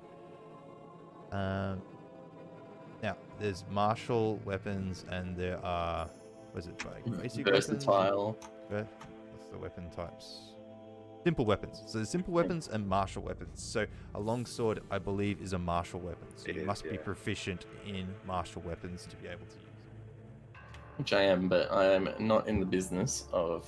Although I could do two-weapon fighting, but I like my great axe.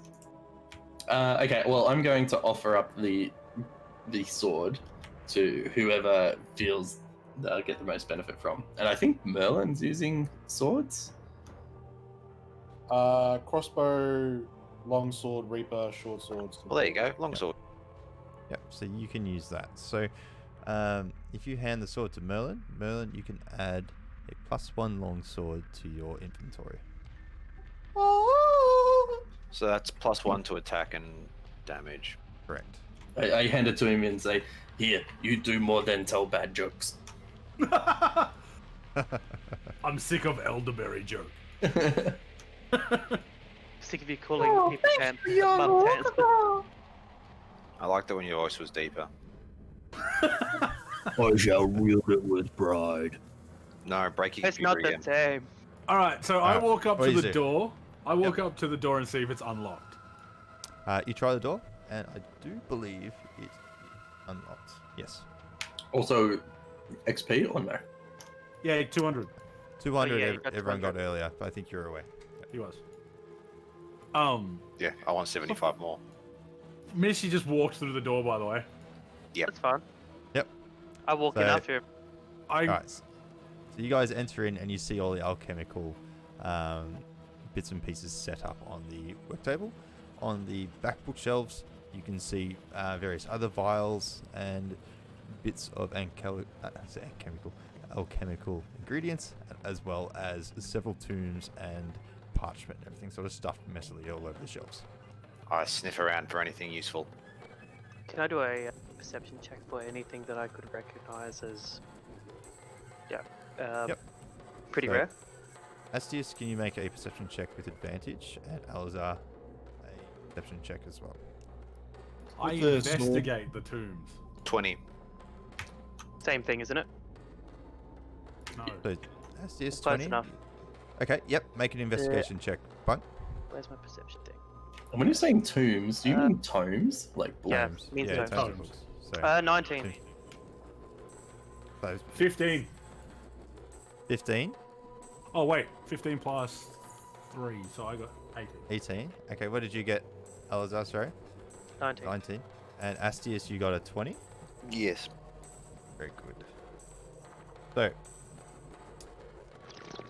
you all sort of skimmer through everything that's here. You find that most of the materials in this room don't have much value.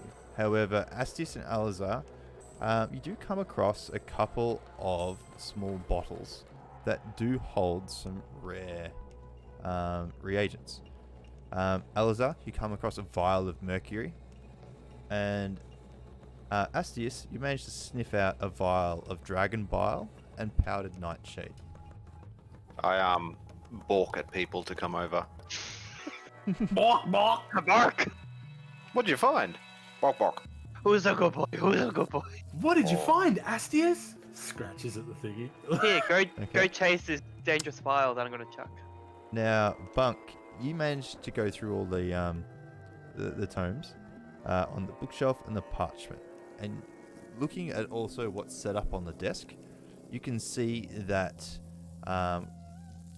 this workstation is set up to brew potions of invisibility. However, you cannot see that anything has been successful yet.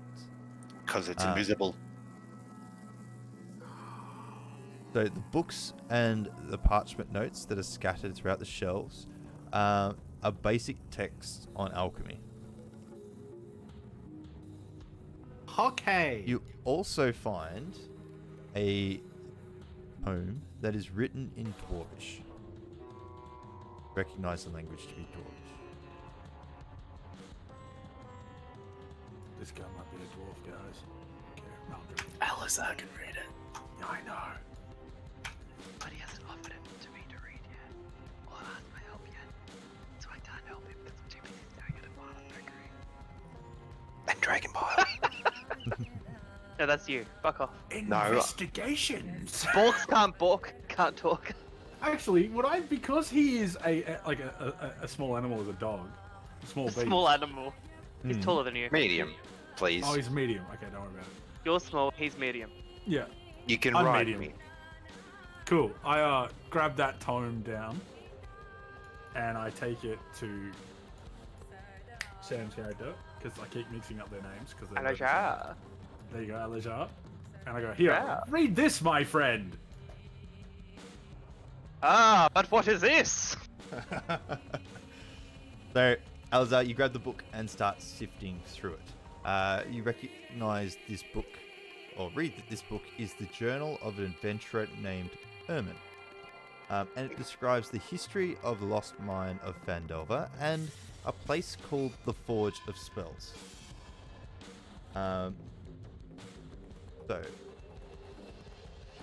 So you learn that more than 500 years ago, clans of dwarves and gnomes made an agreement known as the Phandelver's Pact, by which they would share a rich mine in a wondrous cavern known as Wave Echo Cave. In addition to its mineral wealth, the mine contained great magical power. Human spellcasters allied themselves with dwarves and gnomes to channel and bind that energy into a great forge, which they then called the Forge of Spells. Magic items could be crafted. Times were good, and the nearby human town of Phandelver prospered as well. But then disaster struck when orcs swept through the north and laid waste to all in their path. A powerful force of orcs, reinforced by evil mercenary wizards, attacked Wave Echo Cave to seize its riches and magic treasures. Human wizards fought alongside their dwarf and gnome allies to defend the Forge's spells. During spell battle destroyed much of the cavern. Few survived the cave-ins and tremors, and the location of Wave Echo Cave was lost. Now, the journal continues, and Ermin records that a magic mace named Lightbringer was commissioned by the priests of Lathander, the god of dawn, from the mages working with the gnomes and dwarves of the Phandelver's Pact. Mace was lost when Wave Echo Cave and its mine vanished from history. We have to find this place. I want it. I want to So touch it all that over. is everything that you learn from this particular journal. Perhaps Also- the wizard knows something more. I mean, Bork. Bork. Has my detect magic detected anything in this room? No, either? it has not pinged anything in this room. Okay, cool. So I also now walk up to the door and knock on it. Okay. Oh, Dardy, walk was there up? anything worth taking, by the way? Yeah, the bile of dragon bile. So you found a vial of mercury, Yeah. and Astius found a vial of dragon bile and a vial of nightshade. Which I then said, hey, come and get it in Bork language. I can't So- understand bulk language. And you guys know that this would be valued at about 25 gold pieces to an alchemist. Coolio. All right, knock, knock, so- knock, knock. You knock on the door. Wait a moment. There is no answer. So you don't hear any sort of response. I look around to see if there's any little rat holes.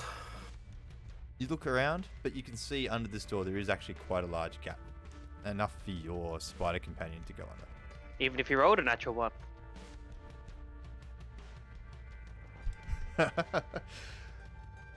What you do? I'm gonna send my little spider dude through the hole to see what happens. Okay, make a perception check. Turns out he's been eating. Oh my god! 13. 13. Where's A Brian? fucking glorious roll for me.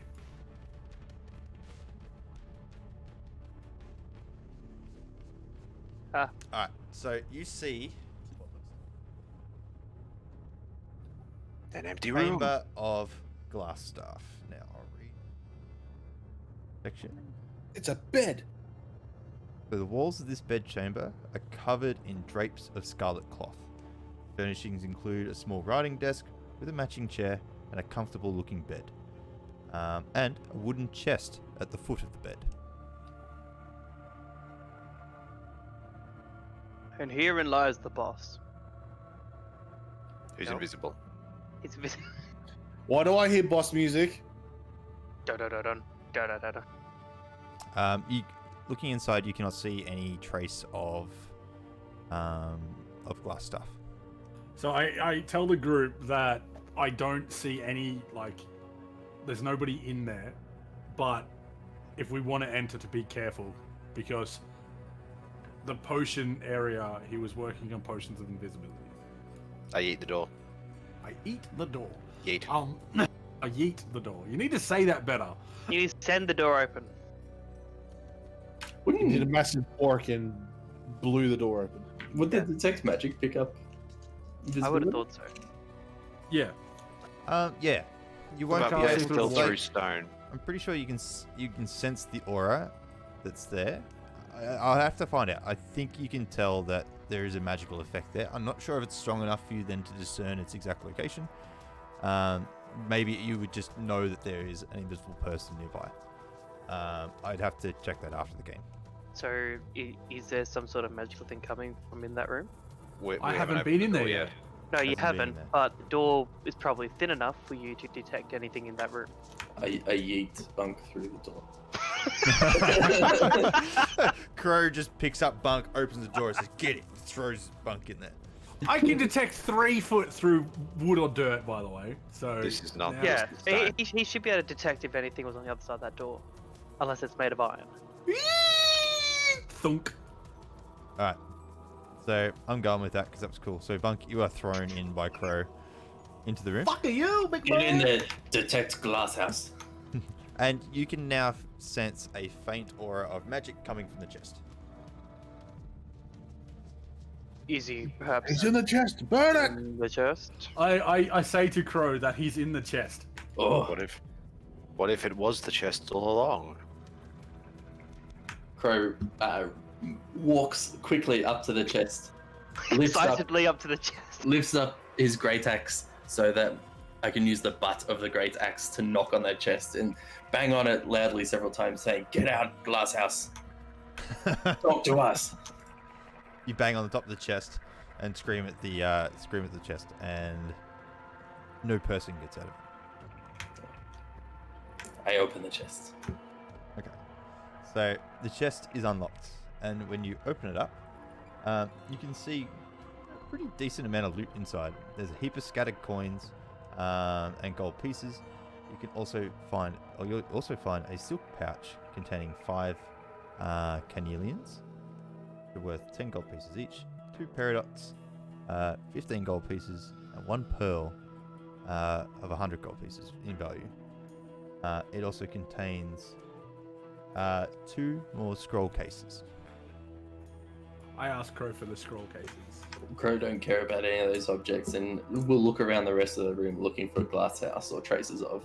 If the others want to go scavenge the chest while I'm doing that, they're welcome to. But I'm not adding any of those items in my inventory. Make a perception check. Cool. 11. Scour around the room. To the northeastern side of the wall, you can see that the stone wall is slightly ajar and pushed open. Ooh. Crow gonna push wall open more. Okay. So you walk up to that particular part, push it open, and inside see a staircase leading upwards. Can I investigate the scrolls, please? Yes. You open up the scrolls and you recognize the spells that are written on them. One is a scroll of Fireball, and the other one is a scroll of Charm Person. Scroll of Flame on. Mega flavor. Crow Can can't dodge Merlin- that one. Can Merlin pick up the silk bag, please? Yep. So you can pick up the silk bag and add all of those gems. So I'll reread those again. Wait.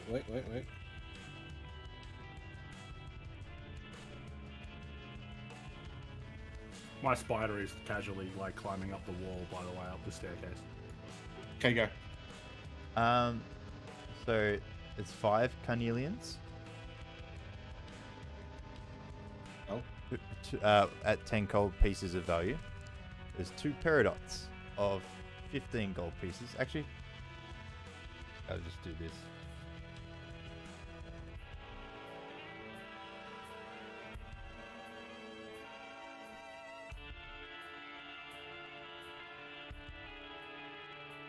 There you go, BattleNet.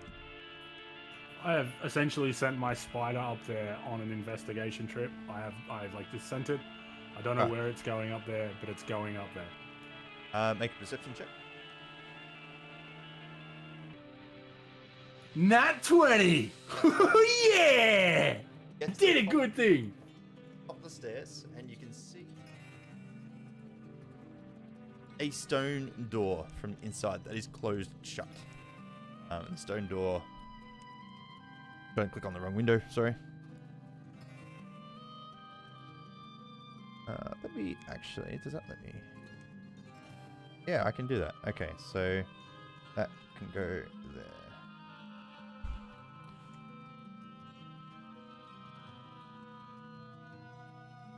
I excitedly tell Crow I did a thing, and my spider has found something. There's a stone door at the top of the stairs. Crow. There's a stone door, Crow. Yes! What? Oh. Top stairs. Yes! Now, Astius, walking through the room, you see a good deal of parchment and notes scrawled out on top of the work desk to the north. I read them. So, I pour through them. various papers and notes are stacked neatly on the desk, mostly containing glass staff's written orders to apothecaries and alchemists in nearby settlements, asking for more materials for his workshop. The characters. So you also find a letter signed with the black spider's symbol. And the letter reads, Lord Ulbrich. My spies in Neverwinter tell me that strangers are due to arrive in Phandelver. They could be working for the dwarves. Capture them if you can, kill them if you must, but don't allow them to upset our plans. See that any dwarven maps in their possession are delivered to me with haste. I'm counting on you, Iano. Don't disappoint me. And it's stamped with the symbol of the black spider. I balk attentively. Anyone? Crow is. Who's a good puppy? Who's a going good up the- puppy? I since I'm at the bottom of the stairs and I see the puppy dog's he's intently looking at it. Just imagine a dog sitting on a chair, just going, Yes, Hold on, that's a what dog- I'm a dog essentially sitting doing. on a chair. yes. And Doge. I look at the Doge as paperwork, and I Doge. find those letters, so on and so forth. So you find the note that I just described. Yeah. And I can So- tell everybody except for Crow who's up the stairs. Alright, so you can pocket that. Add the note from the black spider to glass staff. I run straight behind Crow, and I Crow, give little him inside. bardic inspiration. So you have bardic inspiration from Merlin. Yeah. Right. What are you doing now? through the well, door. Crow, yeah, is going to. So I know that there's a secret door there now. I'm just going to attempt to push it open. Yep. Make a strength check for me. Oh, Crow, good at that. That one. Now, it's the Bardic Inspiration for everything, or I just choose when to use it? I'm trying to remember. It's been a while. As a bonus action, a creature other than you, blah blah blah. Creature can add it to one ability check, attack roll, or saving throw. This can be added for seeing the roll, after seeing the roll, but before knowing the outcome. So you can choose when to add it. So yeah, because I rolled terrible. It's a 1d6. And what am I doing? A strength or am I doing an athletics check? Strength. Strength. Okay, so I'm using the Bardic Inspiration. So my strength check is now 12. 12. You push it open. It makes quite a large grind of stone on stone as you manage to push it. But with a good shove, it opens. And then I yell out, "Glasshouse, where are you? Show yourself." Don't get a response. That sentence had too many syllables for Crow. Glasshouse, what? Apologize! Hey, Crow can be smart when he wants to. All right, and then I'll enter in the room. Glass building man, where are you? And the space is eerily sort of silent, or as silent as it was before when you sort of entered it. You don't hear any sort of hustle and bustle from anybody sort of moving around. You just hear the quiet sounds. Caverns to the south. Okay. What do I see? I do have dark vision. Yeah, so you see the room as it's sort of laid out on the map. You can still see the materials that are used to transport the ill-gotten goods, so the nails and barrels and everything, and the hay that they use to pack everything in the north and south eastern parts of this space. You can see your secret door that you left open to the north. Yep. And you can also see down into the caverns below. Crow is dumb. I thought we were going to a different map. Yeah, me too. It's all good. Okay. Sorry. Yeah, No, so that's this all good. is leading back into Yeah, area because seven. it's upstairs and that was downstairs. I forgot that was Yeah. downstairs. All right. So Crow's going to come out into cavern and going to yell out, "Corpse Muncher, you know where Glasshouse is?" Hear back in your head. He goes, "Fled to the southeast. He asked me to stop you, but fed me too well." Oh, I like you, Corpse Eater. Thank you. And I want to proceed to the southeast. I'm assuming over there.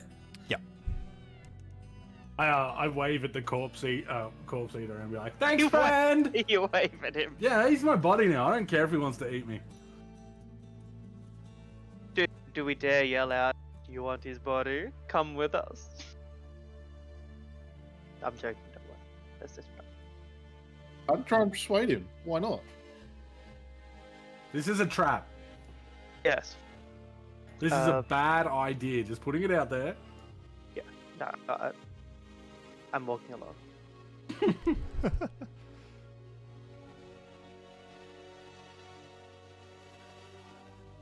Oh God.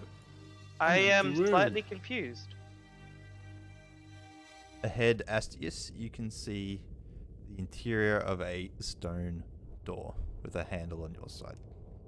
Looking down at the ground, you can see that the door opens inwards due to the scraping and etching on the stone underneath it.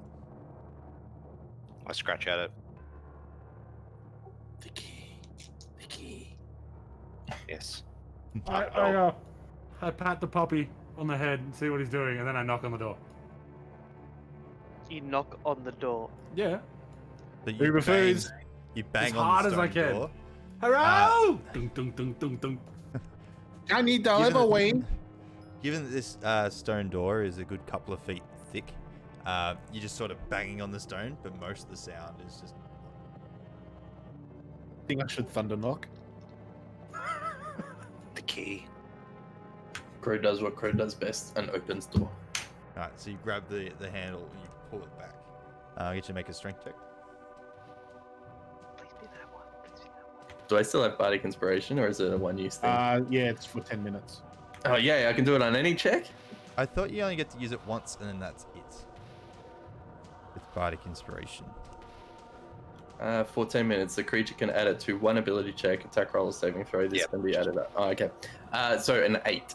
An 8. So you grab it, and you pull it, and it's surprisingly sort of heavy, and it's just a bit stuck. And you pull it quite hard, and then eventually it gives way and it opens. But it's incredibly noisy as you do so.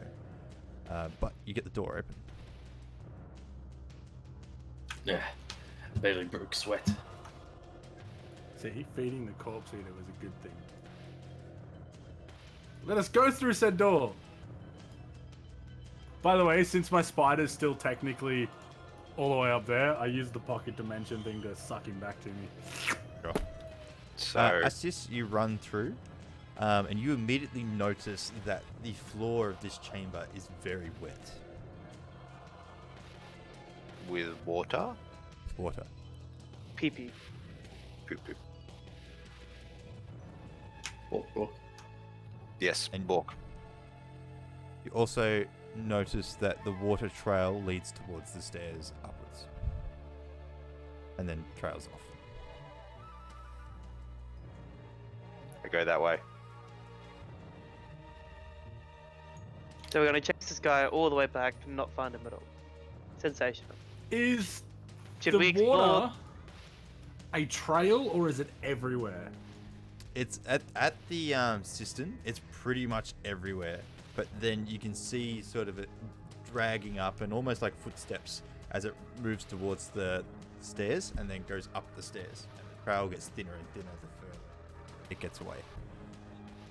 Okay, so like it's gone to the door. Yeah. And out the door we go. Yeah, I follow Fido. Walk. Fido. I suppose we just follow. And Bingo was his name. You later. I remember this. That's It's not me. new. So, I'm gonna try to. Nah, he did walk through the water. Probably can't smell him.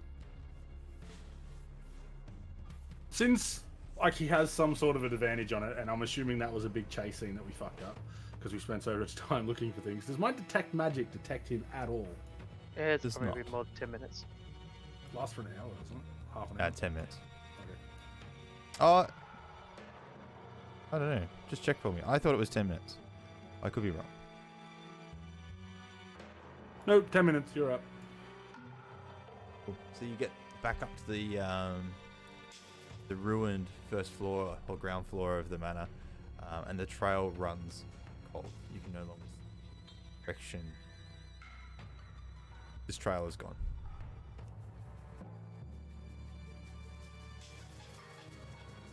Okay. Where do we go, guys? Back to bitch place, see if we can get better weapons. I'm And sell sure off she likes altogether. us right now after we burn down the She doesn't inn. know it's us. Just don't say it's us. Yeah, that dead Oh, elf over pretty there kind of safe burnt that It was place the red down. cloaks. Wait, no, the fermenting elf. You mean? Now, by this time, you're probably getting well into the evening of. Okay, random question. And it's not really random, it's very relevant. The people that we rescued, and by we I mean I fell in a hole and Jonah rescued, did they get back to the town safely? If so, We should go talk to Lady at Lion Shield Costa. I told them to Yes. check in there. Okay, we poddle our way to Lion Shield Costa. I'm assuming everyone's cool with that since my token's the one we're using for the party. So we're still wearing the red cloaks. Do we want to take them off? No. He's a dog. He's not wearing anything. Yeah. Yeah, Crow wants to remove his. I remove So one. does Bunk. I You'll, throw mine away. Put it in my robe. inventory. I'm now a beautiful naked gnome walking through the streets, proud. No, I'm joking. Beautiful naked, no man. Well, we've had a productive, day and a bit. Burned down an inn and killed a bunch of red people. Again, no one knows that we burnt it down. It Oh, was the as red I said, cloaks. it's a safe assumption. Yes, they do. The lady that was running it knew we fucking burned it down. She escaped There out was the a back. survivor. We didn't talk about that. So I'm assuming it takes us 10, 15, 20 minutes, and it's getting later to get from that place to the Lion Shield cluster. Yeah, it would. Now, Merlin, being a part of your party, would know where his family lives in this town. And they actually have a home just here. Okay. If you want to go and check on them, Merlin will tell you that would likely be where they are. Do we want to go check on them? Or If do you we want want to that talk heirloom. straight to the lady? Tell a lady. It's on the way. That We literally have heirloom's to go not past there. it anyway. So, if you're wanting to talk about the heirloom, so I sort of clarified this with James throughout the week. So, she spoke of her old house in the city of Thunder Tree. I'm which was listening, but I'll be back. Which was overrun by zombies, and when they fled when she was younger, they left behind a family heirloom there. The family has since left Thunder Tree and has been living in Phandelver since. Mentioned to you guys, if you were to go back to Thunder Tree, be able to find it if it's still there. Cool. Shall we go talk to the lady now? Yeah, I want to Or talk do to we my want to mum. go? Or do we want to go talk to Merlin's family? Because we did send them to chat to talk to the lady at Lion Shield. So even if we go talk to her and she's like, yeah, then we can go back and make sure they're okay. Alright, so off to the Lion Shield Costa. You get Yep. there, the shop's just starting to close up. You can see a couple of lanterns inside providing light as golden hour and now into dusk. I knock on the door. Knock on the door. It's actually open, and Lenine sees you and goes, oh, yes. Beckons you all inside. Cool. We go inside. As you get inside, she asks, she goes, oh, thank you for freeing the Dendras. They did come by this way just to... they're now safely at home. And yeah, I wish to thank you for what you have... and she notices Merlin in the group. She goes, oh, good. I'm glad to see that you're safe too, Merlin. I'm happy to trust you now. And my armory is now available to you if you wish to purchase any new weapons. Show me your wares. So much pussy. Oh, she just keeps coming, and she wants to be petted, right? So I go to pick her up, put her on my lap, Yeah. and pet her, but she doesn't want. She doesn't want to sit still, so she just keeps walking all over my desk, whacking everything, like pet me, pet me, pet me. That's a cat's ass. Be gone. I just gently shoo her towards the door, and eventually she goes. Yes, eventually. Yeah, my cats were doing the same thing earlier. Tiny was jumping up, like trying to jump up on me, but my arm was in his way, so he bit me. Back to his regular self. So, is there any particular weapons or anything that you are looking for in a shop out the back? Well, I need armor and all that, but I don't have any money. It hasn't been distributed yet, so... I can share money. I can also share some money. There's no armor in it for Bunk. And Crow don't care about anything other than maybe a very fine looking great axe if there's one there. Not sure if she has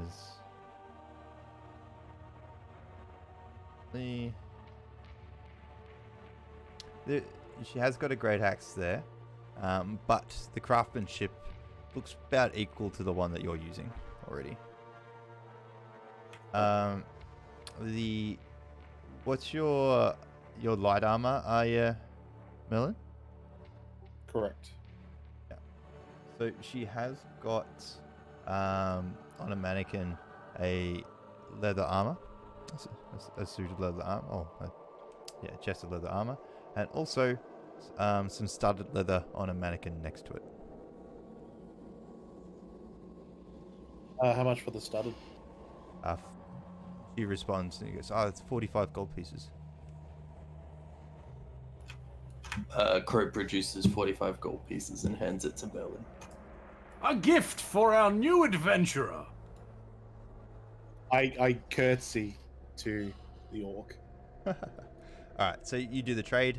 You now have some studded leather armor. What's the AC of studded? 12 plus dex. Can I put the fancy eye patch on the table and ask them to appraise it? Looks at it and goes, "Oh, wow. Not too good on gems, but they do look, pretty valuable. Look, I can offer you 25 gold pieces for that. Not exactly sure what they are, but I'm taking a bit of a gamble by purchasing this myself. But my offer would be 25 gold." I keep it on my person. Okay, guess no worries.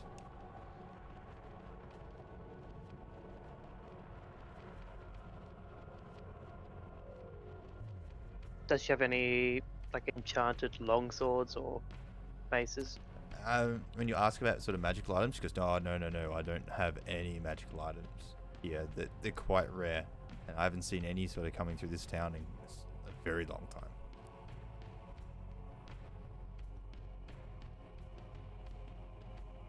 So is there any special weapons or any, It's, why was she hiding the weapons from us? Is it Yeah. just because we're Not so aggressive? much, like, you guys were already sort of well armed, but like if somebody else was to sort of come in and say, "Hey, I want swords," she'd be like, "No, I don't know. Selling my weapons to you." So when you sort of ask, "Why did you sell weapons?" She's like, "Look, I just don't arm people I don't know. I'm not someone who is going to be known for arming the next group of thugs in this town." I pull out the long sword and present it to her and ask her, does she know anything about this sword? Like the history. We know this. so we know everything about that sword already. Yeah, the best you know. And she looks at it and goes, "Oh my, wow. The town has had rumors of, what was his name? Can't remember his name. Bitch face. So Ulrich von Liechtenstein. So Ulrich von Liechtenstein. Get And luck. he was known as Black Crow or So it was Something. Black Corona. That was the knight, Eldith Trisender. He wielded this blade. It's amazing that you've come to find it. And look, after I've heard that dealt with the Red Cloak. So I honestly couldn't think of a better party of people to be entrusted with this sword. Oh, Congratulations on the find. Fuck you. We're back at her in- and she's like, No, "Oh, that was in my head. That was in my head. What? You said it out loud. It came out. BL, buddy girl. Accidentally press button. So now we need to go to Stone Talon or the town or somewhere and see if anybody has seen. Rest, sleep. Yeah. Just chill out. Rest, sleep. We can't rest and sleep because this dude escaped can. and we. Whatever. It's nearly evening. We have no chance of finding him. There's no trail whatsoever. Maybe we show the shop lady the letter and see if she recognizes the name. That's what I was gonna do, but we need to rest, Jonah. That's everyone wants to go Sleep. rest and sleep.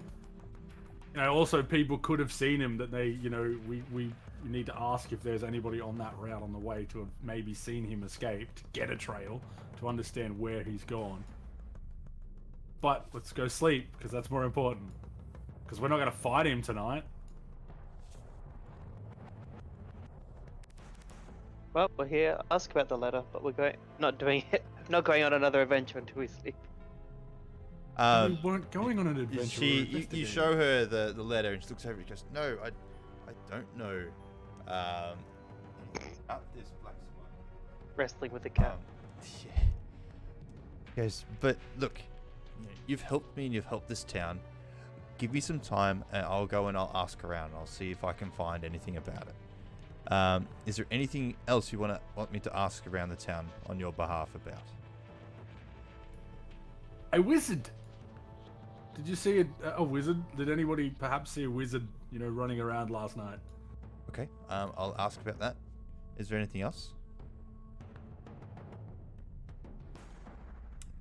Crow, this is when you sort of recall that there's something about a castle that was mentioned when you're in the... I thought I already asked her about that. You might have asked her about it, but in this case, she's asking you guys if she can go out and ask everyone in the town about it. Yeah. On your behalf. So castle to the north, where Black Spider lives. We want to know about that. All right, I'll ask around. Come back to me, midday tomorrow. I'll see what I found out. Mishi, what you should do is leave a letter with that symbol on it, so she can show people. I don't have the letter. I do, and I've given it to her already. I can't carry anything in bulk form. You can Except for me. carry a bone. Yeah, what are you talking about? My dog carries these toys in his mouth all the time. Alright, well, If I was a bird, I could store it in my gullet. alright. Shit it out later. Yeah. Are we going to sleep now? Well, do we go and see Merlin's family and maybe rest there for free? Possibly, if they let us. We can certainly try. That's where I was going to crash. So more than welcome, because you kind of saved me from the dungeon. Kind of rude for me to say no. You get back to the Dendra, the family home. You knock on the door. Merlin's mum, answers. Oh my God, you're coming back. I'm glad you're all safe. Mother! Damn it! She welcomes you all inside, and offers you an evening meal, and asks that can you crash here for the night. She very humbly offers her space as a place of resting, and makes up some really poor makeshift beds. I sort of use your bed rolls and other sorts of bits and just sort of sprawl out across the floor, but you get an night's rest. So you all enjoy the benefits of a long rest, and you all gain 100 experience points. Yay! Ding. And we will leave the adventure here. Up next. Level up.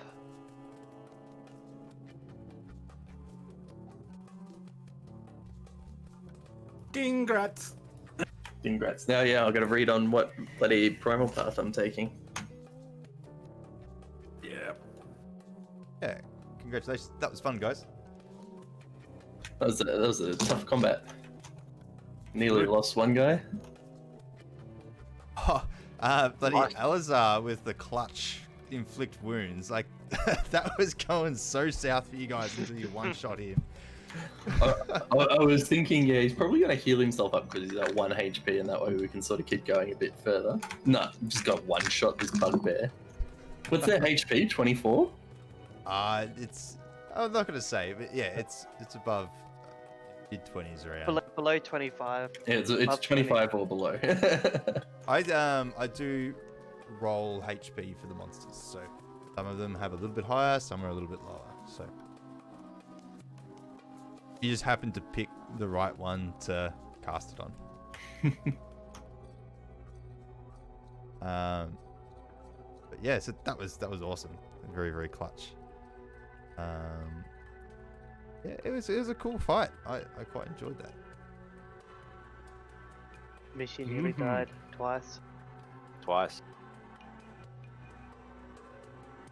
Yeah, sorry about this that. morning to watch out.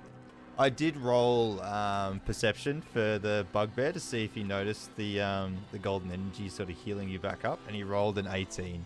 So it's like, yeah, okay, he saw you. Otherwise, you would have got away with doing what you're wanting to do. Oof. Oh well, it worked out well. We did good. Yeah, congrats, guys. It was good fun. I finally have Jonah's level 1 health.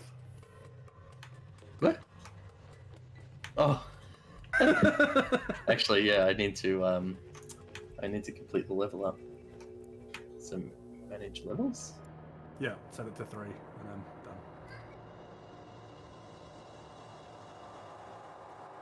Oh, I like. How much Yeah. health do you have now?